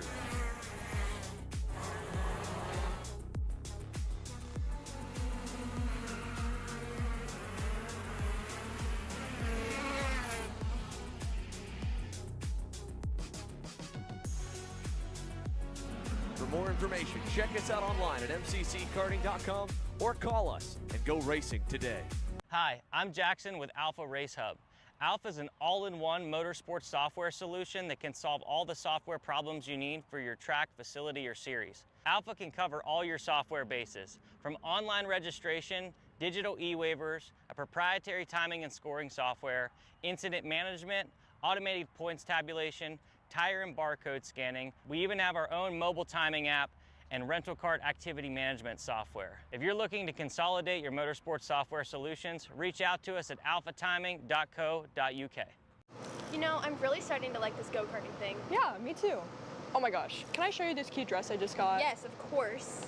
Oh my goodness, it's so cute. I just love shopping. I love shopping too. Oh my gosh. Wait, did you guys say you like shopping? Of course. Well, dude, I have the perfect place to do that at. ShopPayCara.com. At ShopPayCara.com, you can get free shipping on orders $200 or more. You can get anything you want, like MXC rims, gloves, rib vests, shoes, anything that you need, all at ShopPayCara.com.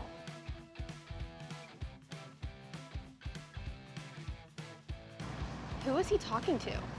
No idea. But we're gonna have to check it out. Sounds like a great deal.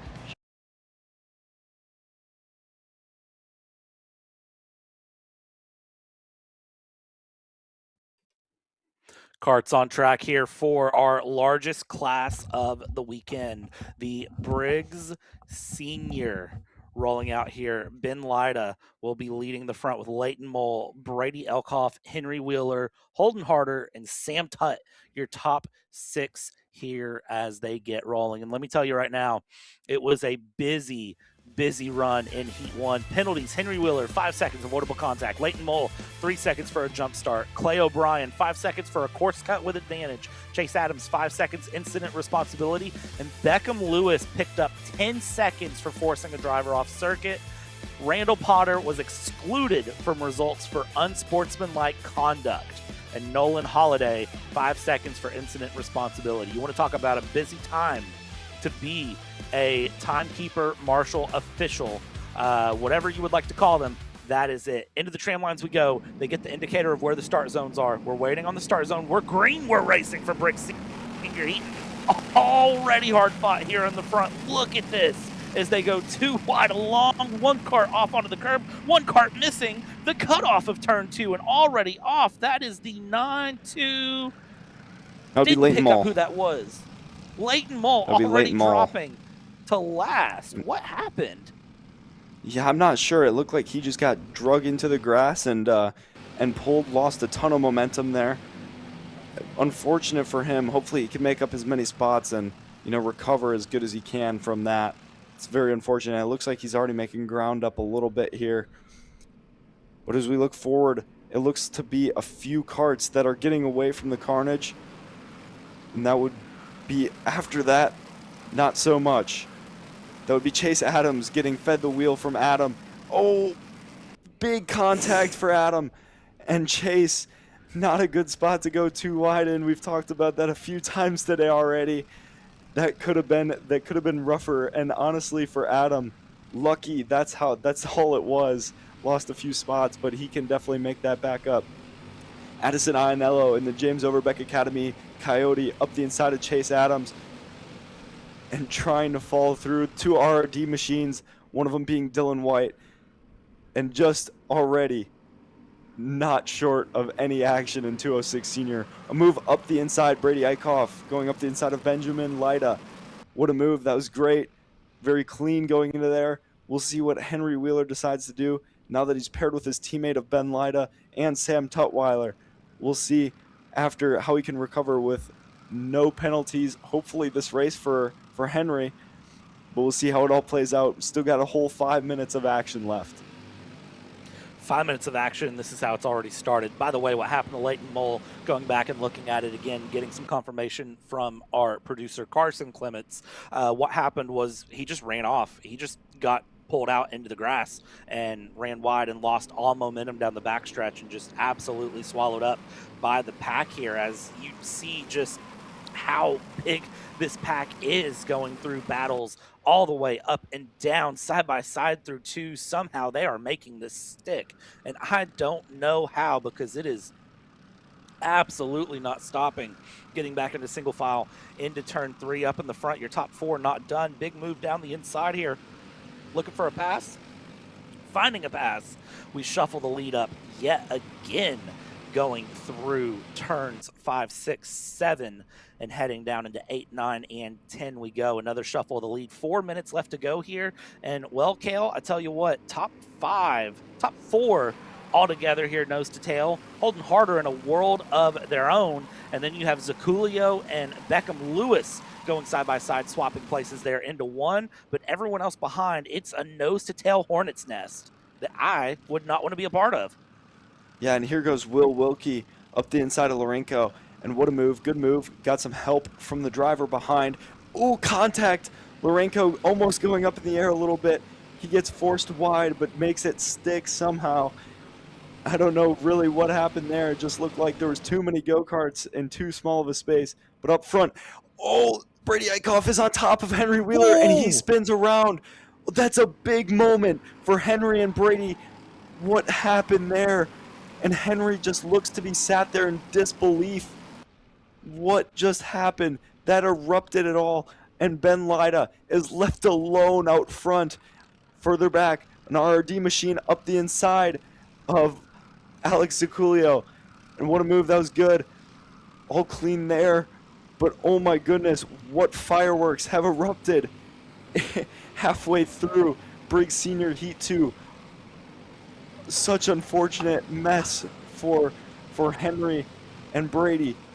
That is just race changing, weekend changing, to say the least. And Henry Wheeler is out of this race. He has retired after that contact as well.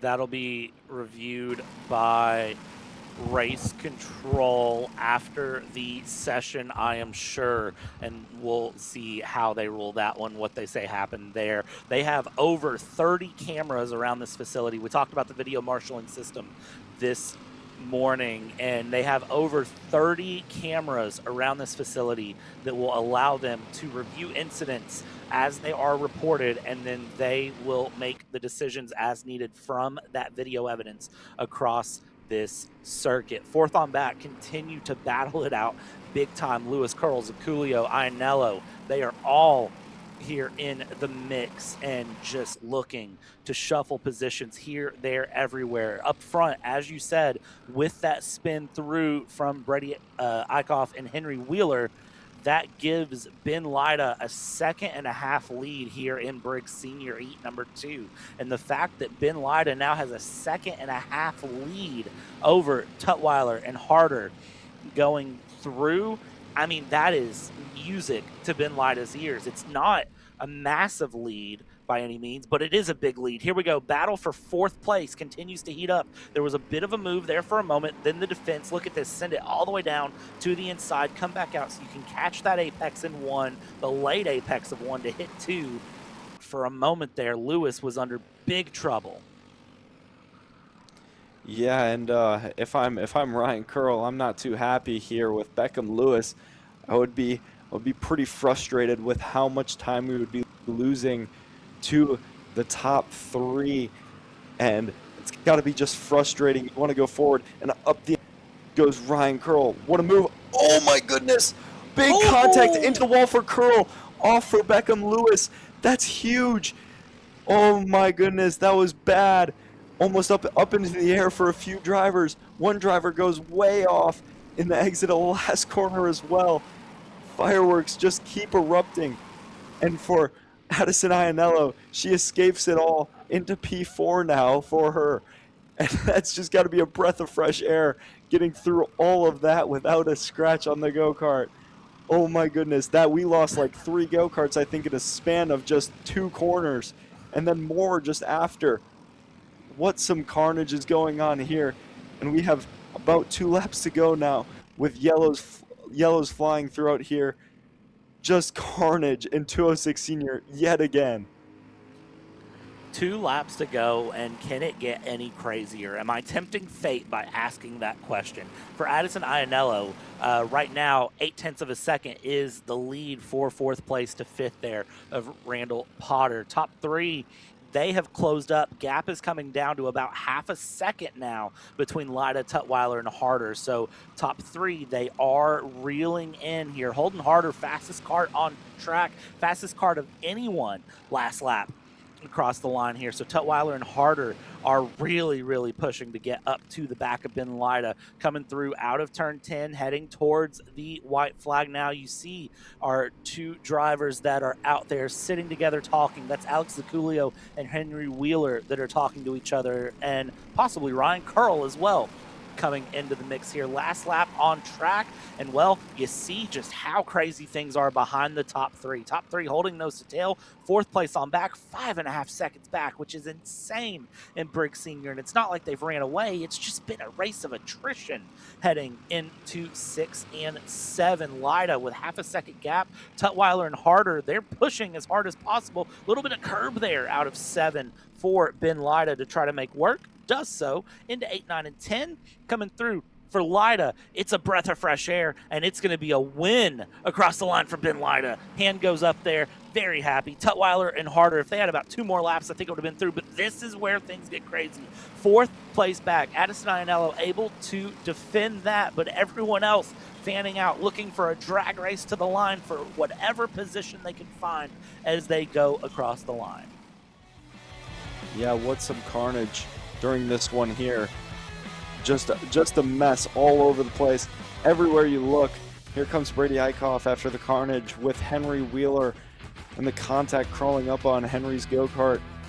Just insanity in the second heat of 206 Senior.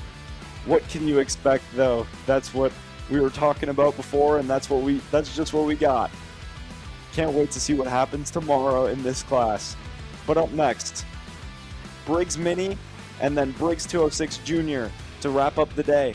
More carnage just to come, right around the corner.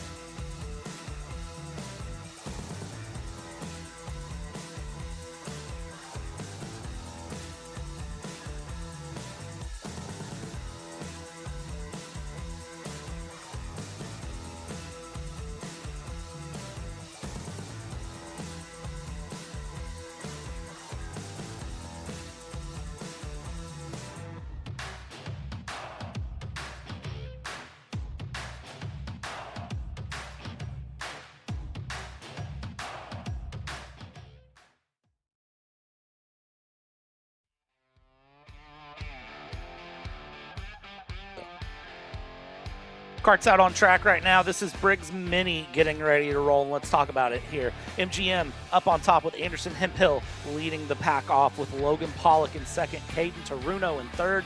Drew Schneider will be fourth with James Overbeck Academy. Joseph Panicho in fifth. Wyatt Huntsbarger in sixth. Milan Eilick in seventh. Asher Gregg, Jackson McNeely, and Colin Miller will be in 10th place here. It was a wild Heat 1 for these drivers as well. I feel like anything 206, just assume I'm going to say it was a wild Heat 1 because that's about accurate to how I'm going to say it here as they're coming into turn 10, getting ready to go. Only penalty we had was Jackson McNeely took a penalty out of the end of Heat 1. We'll see how this happens into Heat 2.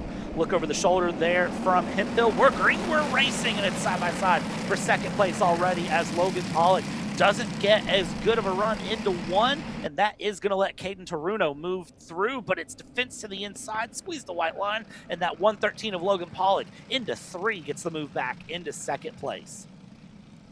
Yeah, and what a jump from Anderson Hemphill that time around. He had about a car length on everybody by the time turn 1 even happened. So I wonder just how, if Logan Pollock's maybe his motor bogged a little bit coming to the line or something like that. But what a jump for the both of them now that Logan was able to make that move back into 3, get back around Caden Taruno, and then make his way back towards Anderson Hemphill. So we'll see what he can do, if he can hang on, maybe make a move, back Anderson up a little bit. We'll see what Logan can try and do to try and back Anderson out of the lead and take the domination away from him. Hand up in the air. What happened? We're under red flag. I'm not sure what exactly happened. Maybe further back in the field, some carnage went down.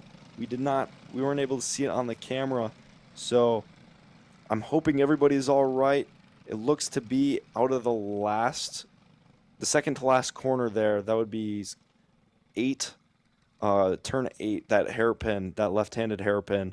So I'm hoping this driver's okay and hoping that everybody is okay from that incident there.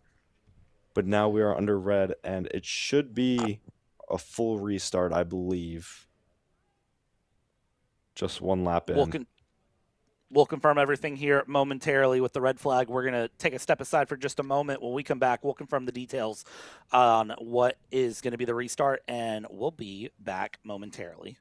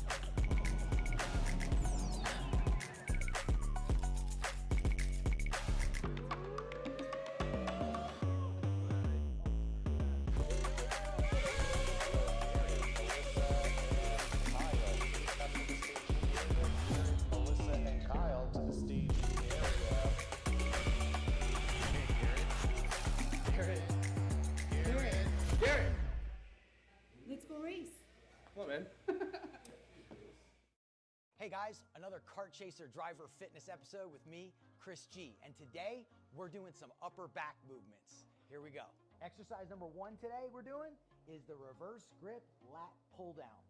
This exercise movement is one of my favorites because it works your grip strength, your biceps, and most importantly, works that lat area that also protects those ribs in the seat.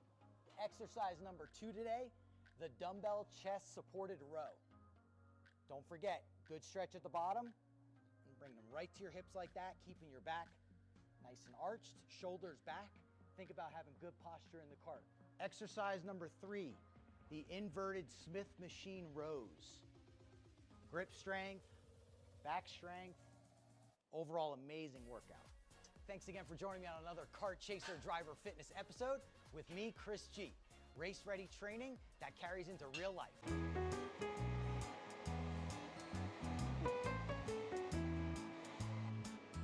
Gee, looks like we're missing the engine. What the hell am I supposed to tag? What do you mean? It's my Greyhound. It's all I need. Where's the rest of it? It doesn't matter. It's a Greyhound. You're gonna make weight. Okay, you're good.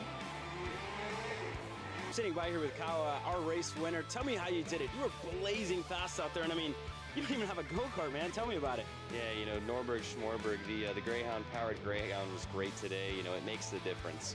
And the team's been working really hard back at the shop, and, you know, just shout out Greyhound. Thank you, Kyle.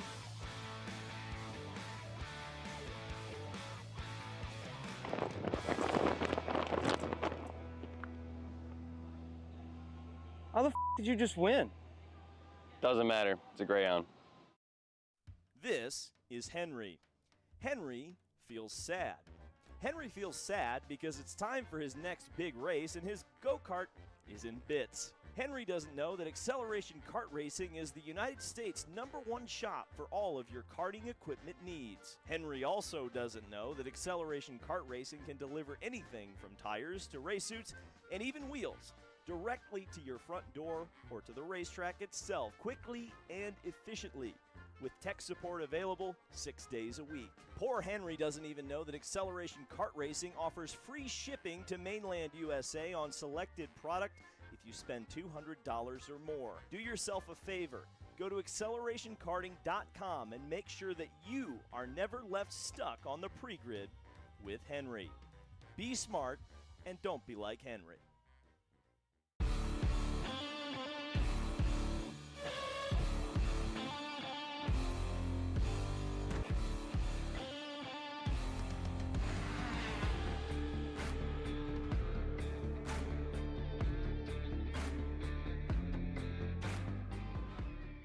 Welcome to the future of kart race preparation, Kart Sim Pro North America.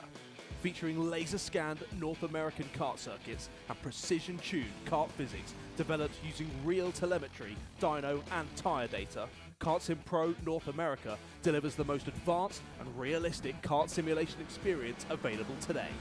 Whether you're training for race day, refining your lines, or shaving tenths off your personal best, Kart Sim Pro gives you pro-level insight without leaving your home. Trusted by world champions, coaches, and karting enthusiasts alike, this is where virtual practice translates into real-world performance. Experience the thrill, the challenge, and the edge. Kart Sim Pro North America, use code CHASER20 to get 20% off today.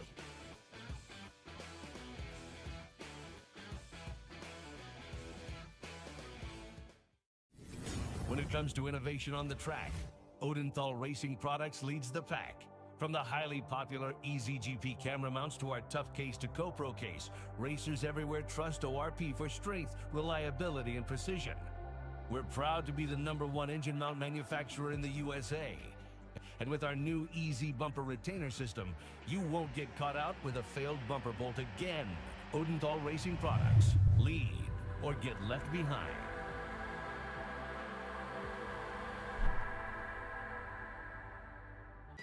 Massimino wins the Wisconsin Grand Prix! James Overbeck on start number 2 gets win #1 in OKN Stars! On track or off, Brandon Jarsekrak Racing delivers elite performance. Led by 4-time Pro National Champion Brandon Jarsekrak, our team masters driver coaching, data-driven analysis, and mechanical precision at every national event. Contact us today at BrandonJarsekrakRacing.com.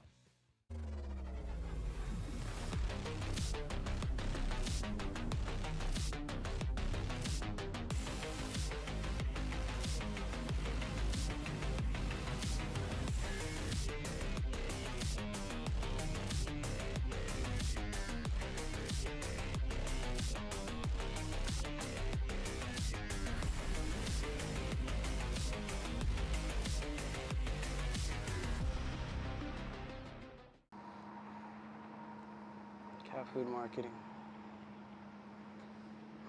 $9.99 a month. Dude, Caleb, wake up. Dude, we're live in 5 minutes. Let's go. Come on. What are you doing? Dude, I'm so sorry. Xander had me in a cat food marketing meeting till like 2 a.m. last night. Come on, man. Do you have anything I can drink? Dude, I got the perfect thing for you. Perico. It's a healthy energy drink alternative. Perico, non-GMO, gluten-free, kosher, magnesium, B12, B6, Yeah, it's good. B5, biotin, and 0 sugar? Pericazo!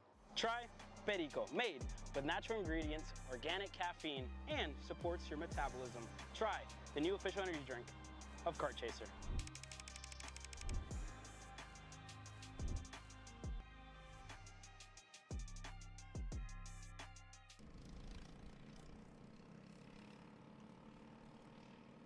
Welcome back, ladies and gentlemen, here to Kart Chaser Briggs Mini Heat number 2. We were under a brief red flag there. We can confirm that was McCallan, Schleibach, and Riley Shepard that were involved. Both drivers were able to get up under their own power. They're being checked on site by the medical team. It looks like some wrist and some shoulder pain was the main concern here. So it looks like they are being checked out by the medical team, and we'll give you an update as soon as we have one. Meanwhile, second verse, same as the first here, Kale, I have to say, because of the fact that we didn't complete a full lap. We go back to the prior lap, and that would have been lap 0, so we restart this race from the top here, slow rolling into the tram lines. Elias Eunice here in the 103 will be looking to have a go from the back to the front. Anderson Hemphill, Logan Pollock will be up in the front again. Can the 113 do a better start here the third time of the day? The answer is no. That cart bogs down on the outside and is going to have to hold that outside line, and squeezing along there will go 3 wide on the exit of 2. Yeah, and with some moves being made up front, or in the mid-pack, I should say, and I'm not really sure how they made that all work with no contact, really. Maybe a few minor scuffs on the side pods and the graphics on those. But other than that, pretty clean. Logan Pollock back up to second. Like you said, we have to redo it. And it's pretty close to the same as it started last time. Logan fell back to third, and then right back to second he goes. So here we'll see Logan try and make his way back towards Anderson Hemphill, like we've been seeing pretty much all day, even from Aiden Go and now Logan Pollock. They're trying to just reel him in and bring him closer so he does not dominate another heat race in this Briggs Mini class.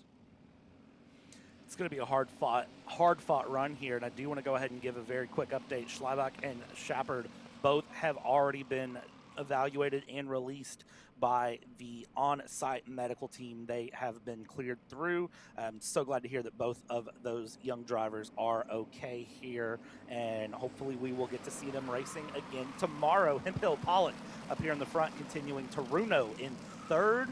And this is where I think it's going to be a big buckle down time for that 113 driver to really try to make some moves. Look at the 123, though. That is Mylan Eilick making a move down the inside on the 111 of Drew Schneider, trying to squeeze through, not able to complete the pass. Inside turns to outside, and unfortunately, the attempt for a pass might result in getting past here, as you have the JOA driver of Panico, who is trying to make a move to the inside stick and does just that there, making that move. Hold for the position, and that was a wild moment there. I still don't know how they did that with no contact. 123 again.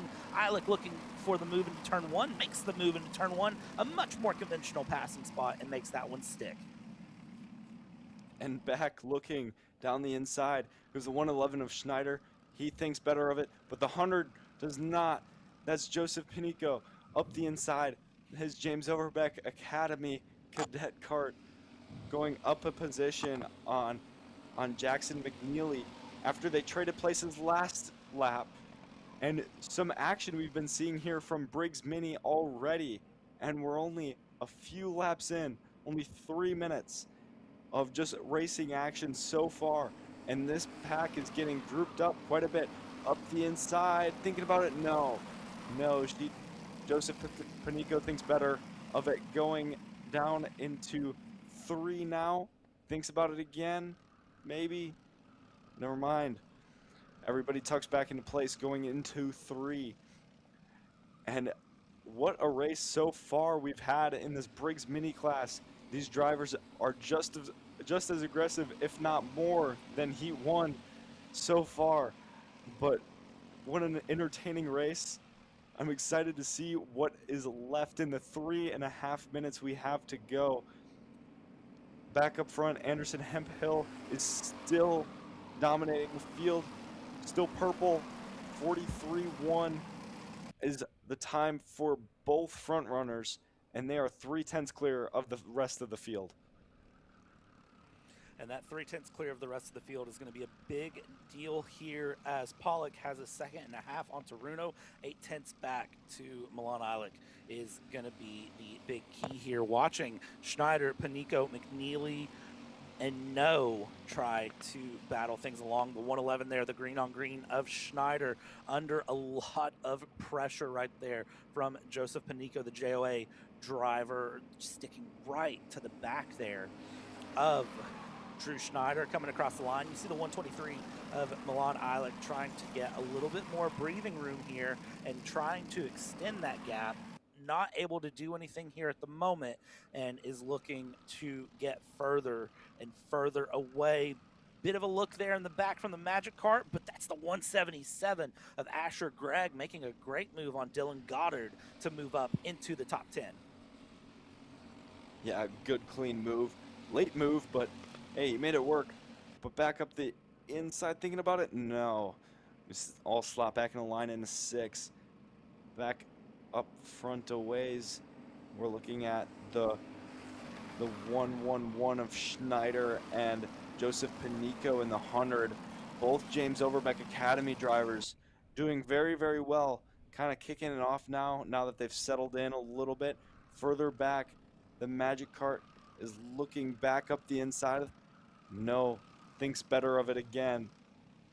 And we've seen that a lot, where I feel like they're running out of gear, hitting that rev limiter coming down the straightaway and just losing that run. But now you see the 2 James Overbeck Academy drivers working together really, really well here, putting down some good times, and are hoping to be able to reel in the next driver in front and get through them as they make their way towards the front of the field. And working together is going to be what really helps them reel things in here at the end of the day. The wind's picked up. Things have gotten very, very challenging across this track. Here's the 100, though.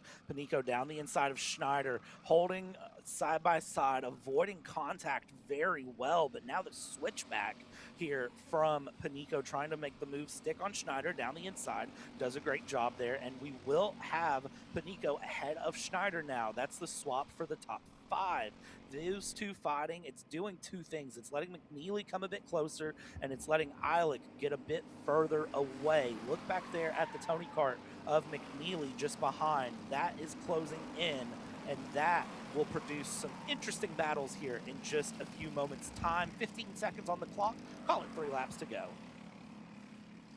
Yeah, no short of battling even still further back. The 177 looking up of Asher Gregg up the inside of Robbie No. He makes that work as well in that corner in a turn 3. And now he's got his eyes set on Wyatt Huntsbarger. He looks to be moving all right. Up front, Anderson Hemphill still holding that lead to about half a second on Logan Pollack. Just that little bit better of pace and still going faster as we speak. A 42.8 for Anderson that lap through as he looks to continue to dominate. And that something must have happened for Logan Pollock last time around. He was only half a second back, and now he is about a second and 1.2 back now. So I wonder what the case is there. I feel like the same type of thing happened last heat race. So I wonder if those tires are just falling off or what it may be. But it seemed as if he lost a lot of time the last lap around. We come into the last lap as well with another fast lap from Anderson Hemphill. 42.855. He just keeps getting better as the race goes on and on. I have a weird theory there that Logan Pollock is just throwing the parachute out there a little bit and just relaxing a little bit here on the final laps. Maybe save a little bit of physicality, a little bit of tires. There's really no telling with it, but that is just my uneducated guess here. Anderson Hemphill, no preservation. The whole afternoon, it's just been faster on faster on faster and has not stopped. And MGM, you're going to be celebrating here tonight. Coming across the line, the fist pumps are there. Anderson Hemphill takes the win. Logan Pollock in second, Caden Taruno in third, Milan Eilick in third, and Schneider and Panico with a drag race to the line for fifth place. And it will be Drew Schneider in the all green over Joseph Panico. Huntsbarger, Greg McNeely, No, Goddard, Miller, and Eunice, your 13 karts here that took on the full run of this mini Heat 2. And again, I do want to confirm those two drivers involved in the incident that brought out the red flag, they were checked and released from medical care. So they are doing okay. We hope to see them back on track tomorrow. That's the penultimate heat of the day, which means we have just one more to go. It's Briggs Jr. coming back out for 7 minutes plus 2 laps. And I tell you what, it's going to be an absolute wild one. They should be out any moment now as soon as the track's ready.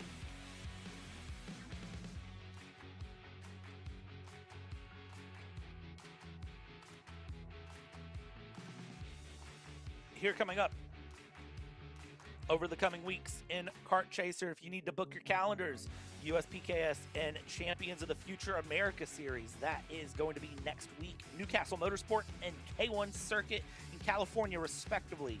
Then the 4th of July weekend, we are going doubleheader on grassroots coverage. MCC Cincinnati Pro-Am Karting Championship, July 4th and 5th. I'll be there. And then July 5th, it's the Indy Karting Challenge, the Sunday after the 4th, because the 4th is on a Saturday. How nice is that? And as we get rolling here, Briggs Jr., final heat of the Saturday before the big gun shows tomorrow here. And well, let's talk about it. Jet Price, AJ Stoner, Tegan Schneider, Jacob Scheibel, JJ O'Neill, Christopher Utzi, your top 6 here. But who knows how it's going to stay, let's be honest.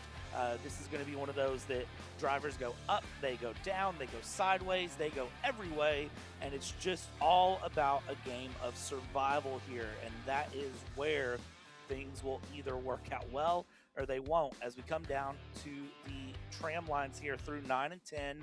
Get ready to get going into the final corners. You got to wonder, Gigi Sivakumar finished up in the top 10 and starting P19 this time. Let's see how this goes here for juniors. We're in the tram lines. We're rolling. We're ready. We're racing here for the final of your Saturday. Side-by-side up in the front, side-by-side all the way through. And it's big runs there from the inside line getting through. Big contact back in the back, though. 1 kart off, 2, 3, 4 karts involved running through. And that's a big, big moment for multiple karts. Meanwhile, up front, they hold on single file for the moment. Dive down the inside for second place. Inside will turn to outside. Shuffle from second to fourth. And juniors, they've taken the gloves off. They're fighting hard here today. Yeah, I think you hit it on the you hit the nail on the head, or the head of the nail on that one. They're going sideways, back, forth, whatever way you want to call it for those drivers in junior. But yeah, that was Mullen Dragunov that had a rough start there, and Tegan Schneider and Jet Price have a little bit of a lead on the rest of the field here. Everybody else shaking up and falling into position here. As you can see, it is just a line of go-karts going into 3 as we speak. Jet Price, Tegan Schneider, AJ Stoner, Jacob Shiley William Richard, Christopher Utzi finally having a little bit of luck in junior on the starts after he DNF'd last session and last heat race after some contact into turn 1 with Jacob. So we'll see how the rest of this race stacks up. Tegan looks pretty happy with pushing. No, he does not. He goes up the inside into 1, decides, okay, I was fast last race, gotta go forward. The guys behind us are catching, let's go. Going down to the bottom of the track. This is like deja vu, seeing the exact same thing that we seen last session. Everybody opening up, trying to find a window, trying to get through somehow, through Tegan, through Jet, and through AJ Stoner. What a race we've had already, and we have 5 minutes of action left in this Briggs Junior Heat 2. 5 minutes of action left to go here in heat number 2, the final heat of the day, and it's still Jet Price on top.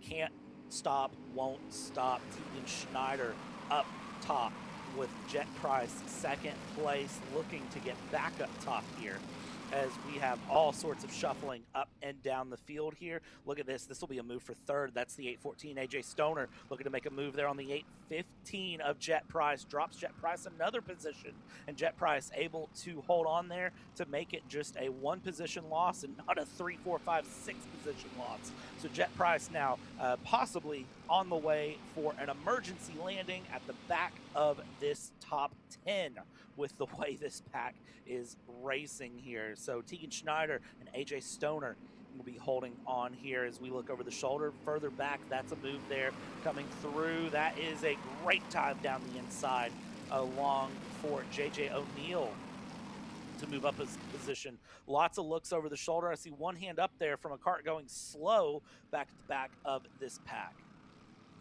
Yeah, that looked to be Carson Benjamin. He had to take the cut through, I think, coming through 2, and didn't look too happy about it. But he doesn't lose too much, though. If you take that cut through, you just slow up. Let the driver that you gain position on or gain time on back through and fall back into place. As long as you don't gain too much time or position, the stewards are okay with it normally. William Richards down to the bottom of the track, blocking from Utzi. Utzi did not seem too happy about it. He points forward and said, dude, let's go. We got to go forward. Like, we need to work together. Let's catch this front group. And they're not far away. But if they start defending, start battling a little too much, that can go away real quick, and you'll see your hopes to win the heat race or get a top 3, get a good result, maybe fade away there for the drivers in that second group. I take the feeling that Utzi definitely was not happy about the defensiveness and saying, hey, don't worry about me. I want to get up there, so get back in line and let's get up there. And that's not teammates racing, by the way. That is just straight up sometimes just strong racecraft knowledge between drivers and a little bit of sort of unspoken rules of karting that you really learn after some time on the track here of, hey, I'm not your teammate, but I want to be up front just as much as you do, so let's get a move on. Let's get it going and get it along here. Schneider holding the lead right now in a very, very comfortable position here, if you can call it comfortable, but at least for the moment, it's a lead and big ramp over the curb there through 7 into 8, 9, and 10. So it seems like drivers have had a mixed bag of decisions on how much curb to take at certain corners around this circuit here at GJ Kartway, and some are really willing to ramp the curb and go through. Big time down the inside for second place there. Price making a move on AJ Stoner, and you will have Jet Price now back up into second. Yeah, and I think the idea, another big lunge into 3 for Jet Price there on Tegan Schneider. So lead change there. Jacob able to capitalize as well, move AJ Stoner back to P4, and AJ's trying to roll the outside there, not going to work. Jacob takes P3 away, and now Jacob looking to keep going forward. Tegan Schneider, I'm sure, wants that lead back. He wants to dominate this race. He's looking, he's already thinking about it. Yep, up the inside for Tegan Schneider. Goes back to P1. Jacob late on the brakes there, goes as well. Oh, AJ Stoner way off after contact with Jet Price. Oh yeah, too wide through there does not work too amazing, and someone's gonna get the bashfulness of that, and that happened to be AJ Stoner, even though he was an innocent bystander in that situation there. Unfortunate for him, but he doesn't end up too bad, I hope. Only losing a few positions, much more time than positions, I'd assume. But up front, Tegan Schneider back to the point, Jacob right on his tail, and Jet Price and O'Neill following. Yutzi, Richard coming up on this group of 4 as they battle more and more. 22 seconds left, 3 laps to go, and we are not done yet. Tegan to the bottom of the track going into 3.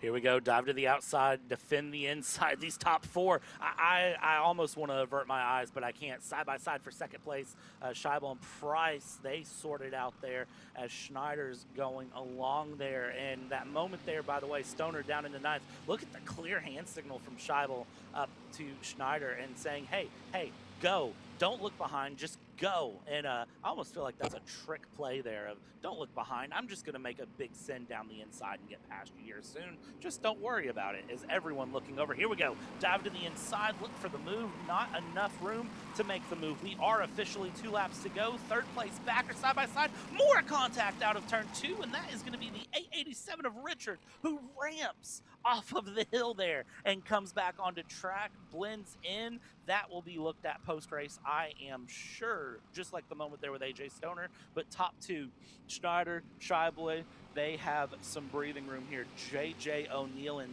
3rd, a little bit further back, and is going to be, I'm sure, focused on defending 3rd here as we come to the white flag. 1 lap to go. Yeah, Tegan Schneider looking to hold on from Jacob, but now they have some room. Tegan and Jacob elect to work together for the last lap. Jacob doesn't want any of the carnage behind to catch up to him, and just craziness going on in the last 2 laps. And here we are, Tegan defending again. He doesn't believe Jacob, and I've seen a few times where people point ahead like go, go, and then send that move up the inside. Tegan is having none of that, so he'll elect to take the defensive, even though Jacob told him to go. Jacob has to be quite creative in the last few corners here if he wants the win. It's pretty easy. Oh, big send for Jacob. What a move up the inside of Tegan Schneider and drag race to the line. It's not done yet. Jacob Scheibel wins Heat 2 in 206 Junior. What a send for him. Great move. So Tegan Schneider ends up 2nd. Jet Price 3rd, JJ O'Neill, and Hayden Lawson. What a run after DNF. Christopher Yutzi as well after DNF. P5 and P6 for the pair of those 2. As soon as Scheibel went for that send down the inside into 9, you saw the entire fence line erupt. They had been waiting for that. We hadn't seen a pass there. I don't think really the entire weekend into that corner a pass go through and stick, and then the drag race to the line 0.08 of a second, able to pinch to the inside just enough to hold off Tegan Schneider. Jet Price a 10th of a second back in 3rd, JJ O'Neill, Hayden Lawson, Christopher Yutzi in 6th, Lincoln DeCoster, AJ Stoner, Carson Benjamin, and Henrik McKay. Your top 10 here in Briggs Jr. Some notable drivers that shuffled outside of the top 10. Giovanni Blackerby, fastest lap of anyone, and was in 11th through on the go. Nolan Wade, by the way, with New Gen, up 8 places into the top 20 in P19 from P27. And of course, some of your heartbreaks of the day. I got to point out Cooper Mull with a big heartbreak of the day, down 9 places. AJ Stoner, of course, from 2nd down into 8th after that contact. Big moments up and down the field. And what a way to end a Saturday. I got nothing else to say other than we get to do this again tomorrow. Yeah, and I only expect that it's going to erupt a bit more, especially in the finals and even the pre-finals tomorrow. So a lot to look forward to on this Apex weekend for round 2 of this series. Brand new series this year, and it's erupting already. What some great racing we've had already today, and we are only halfway through all the racing action that has yet to happen this weekend. We got a whole Sunday to go, and let's talk about real quick how that's going to go. Kicking off warm-ups at 8 a.m., and then, of course, after the warm-ups, we'll go behind the paywall and bring you the pre-finals and the finals starting at 9 a.m. Eastern Time for the IME packages in the morning. In the afternoon, kicking off about 1:45 p.m. will be pre-finals and finals coverage for the Briggs package here. What a beautiful facility. What a great way for this to go. I am absolutely ecstatic and so glad we're here, but we're going to take a step away and end this Saturday. A big shout out to all of the crew at the track here that have made today's production possible, and a big shout out to the Apex Championship marshals, to the track workers, to everyone who has made this event happen. On behalf of Kale, my name is Brad. We've taken you start to finish Saturday. Join us tomorrow morning, 9 a.m. Eastern, where we'll take you start to finish yet again. Good night.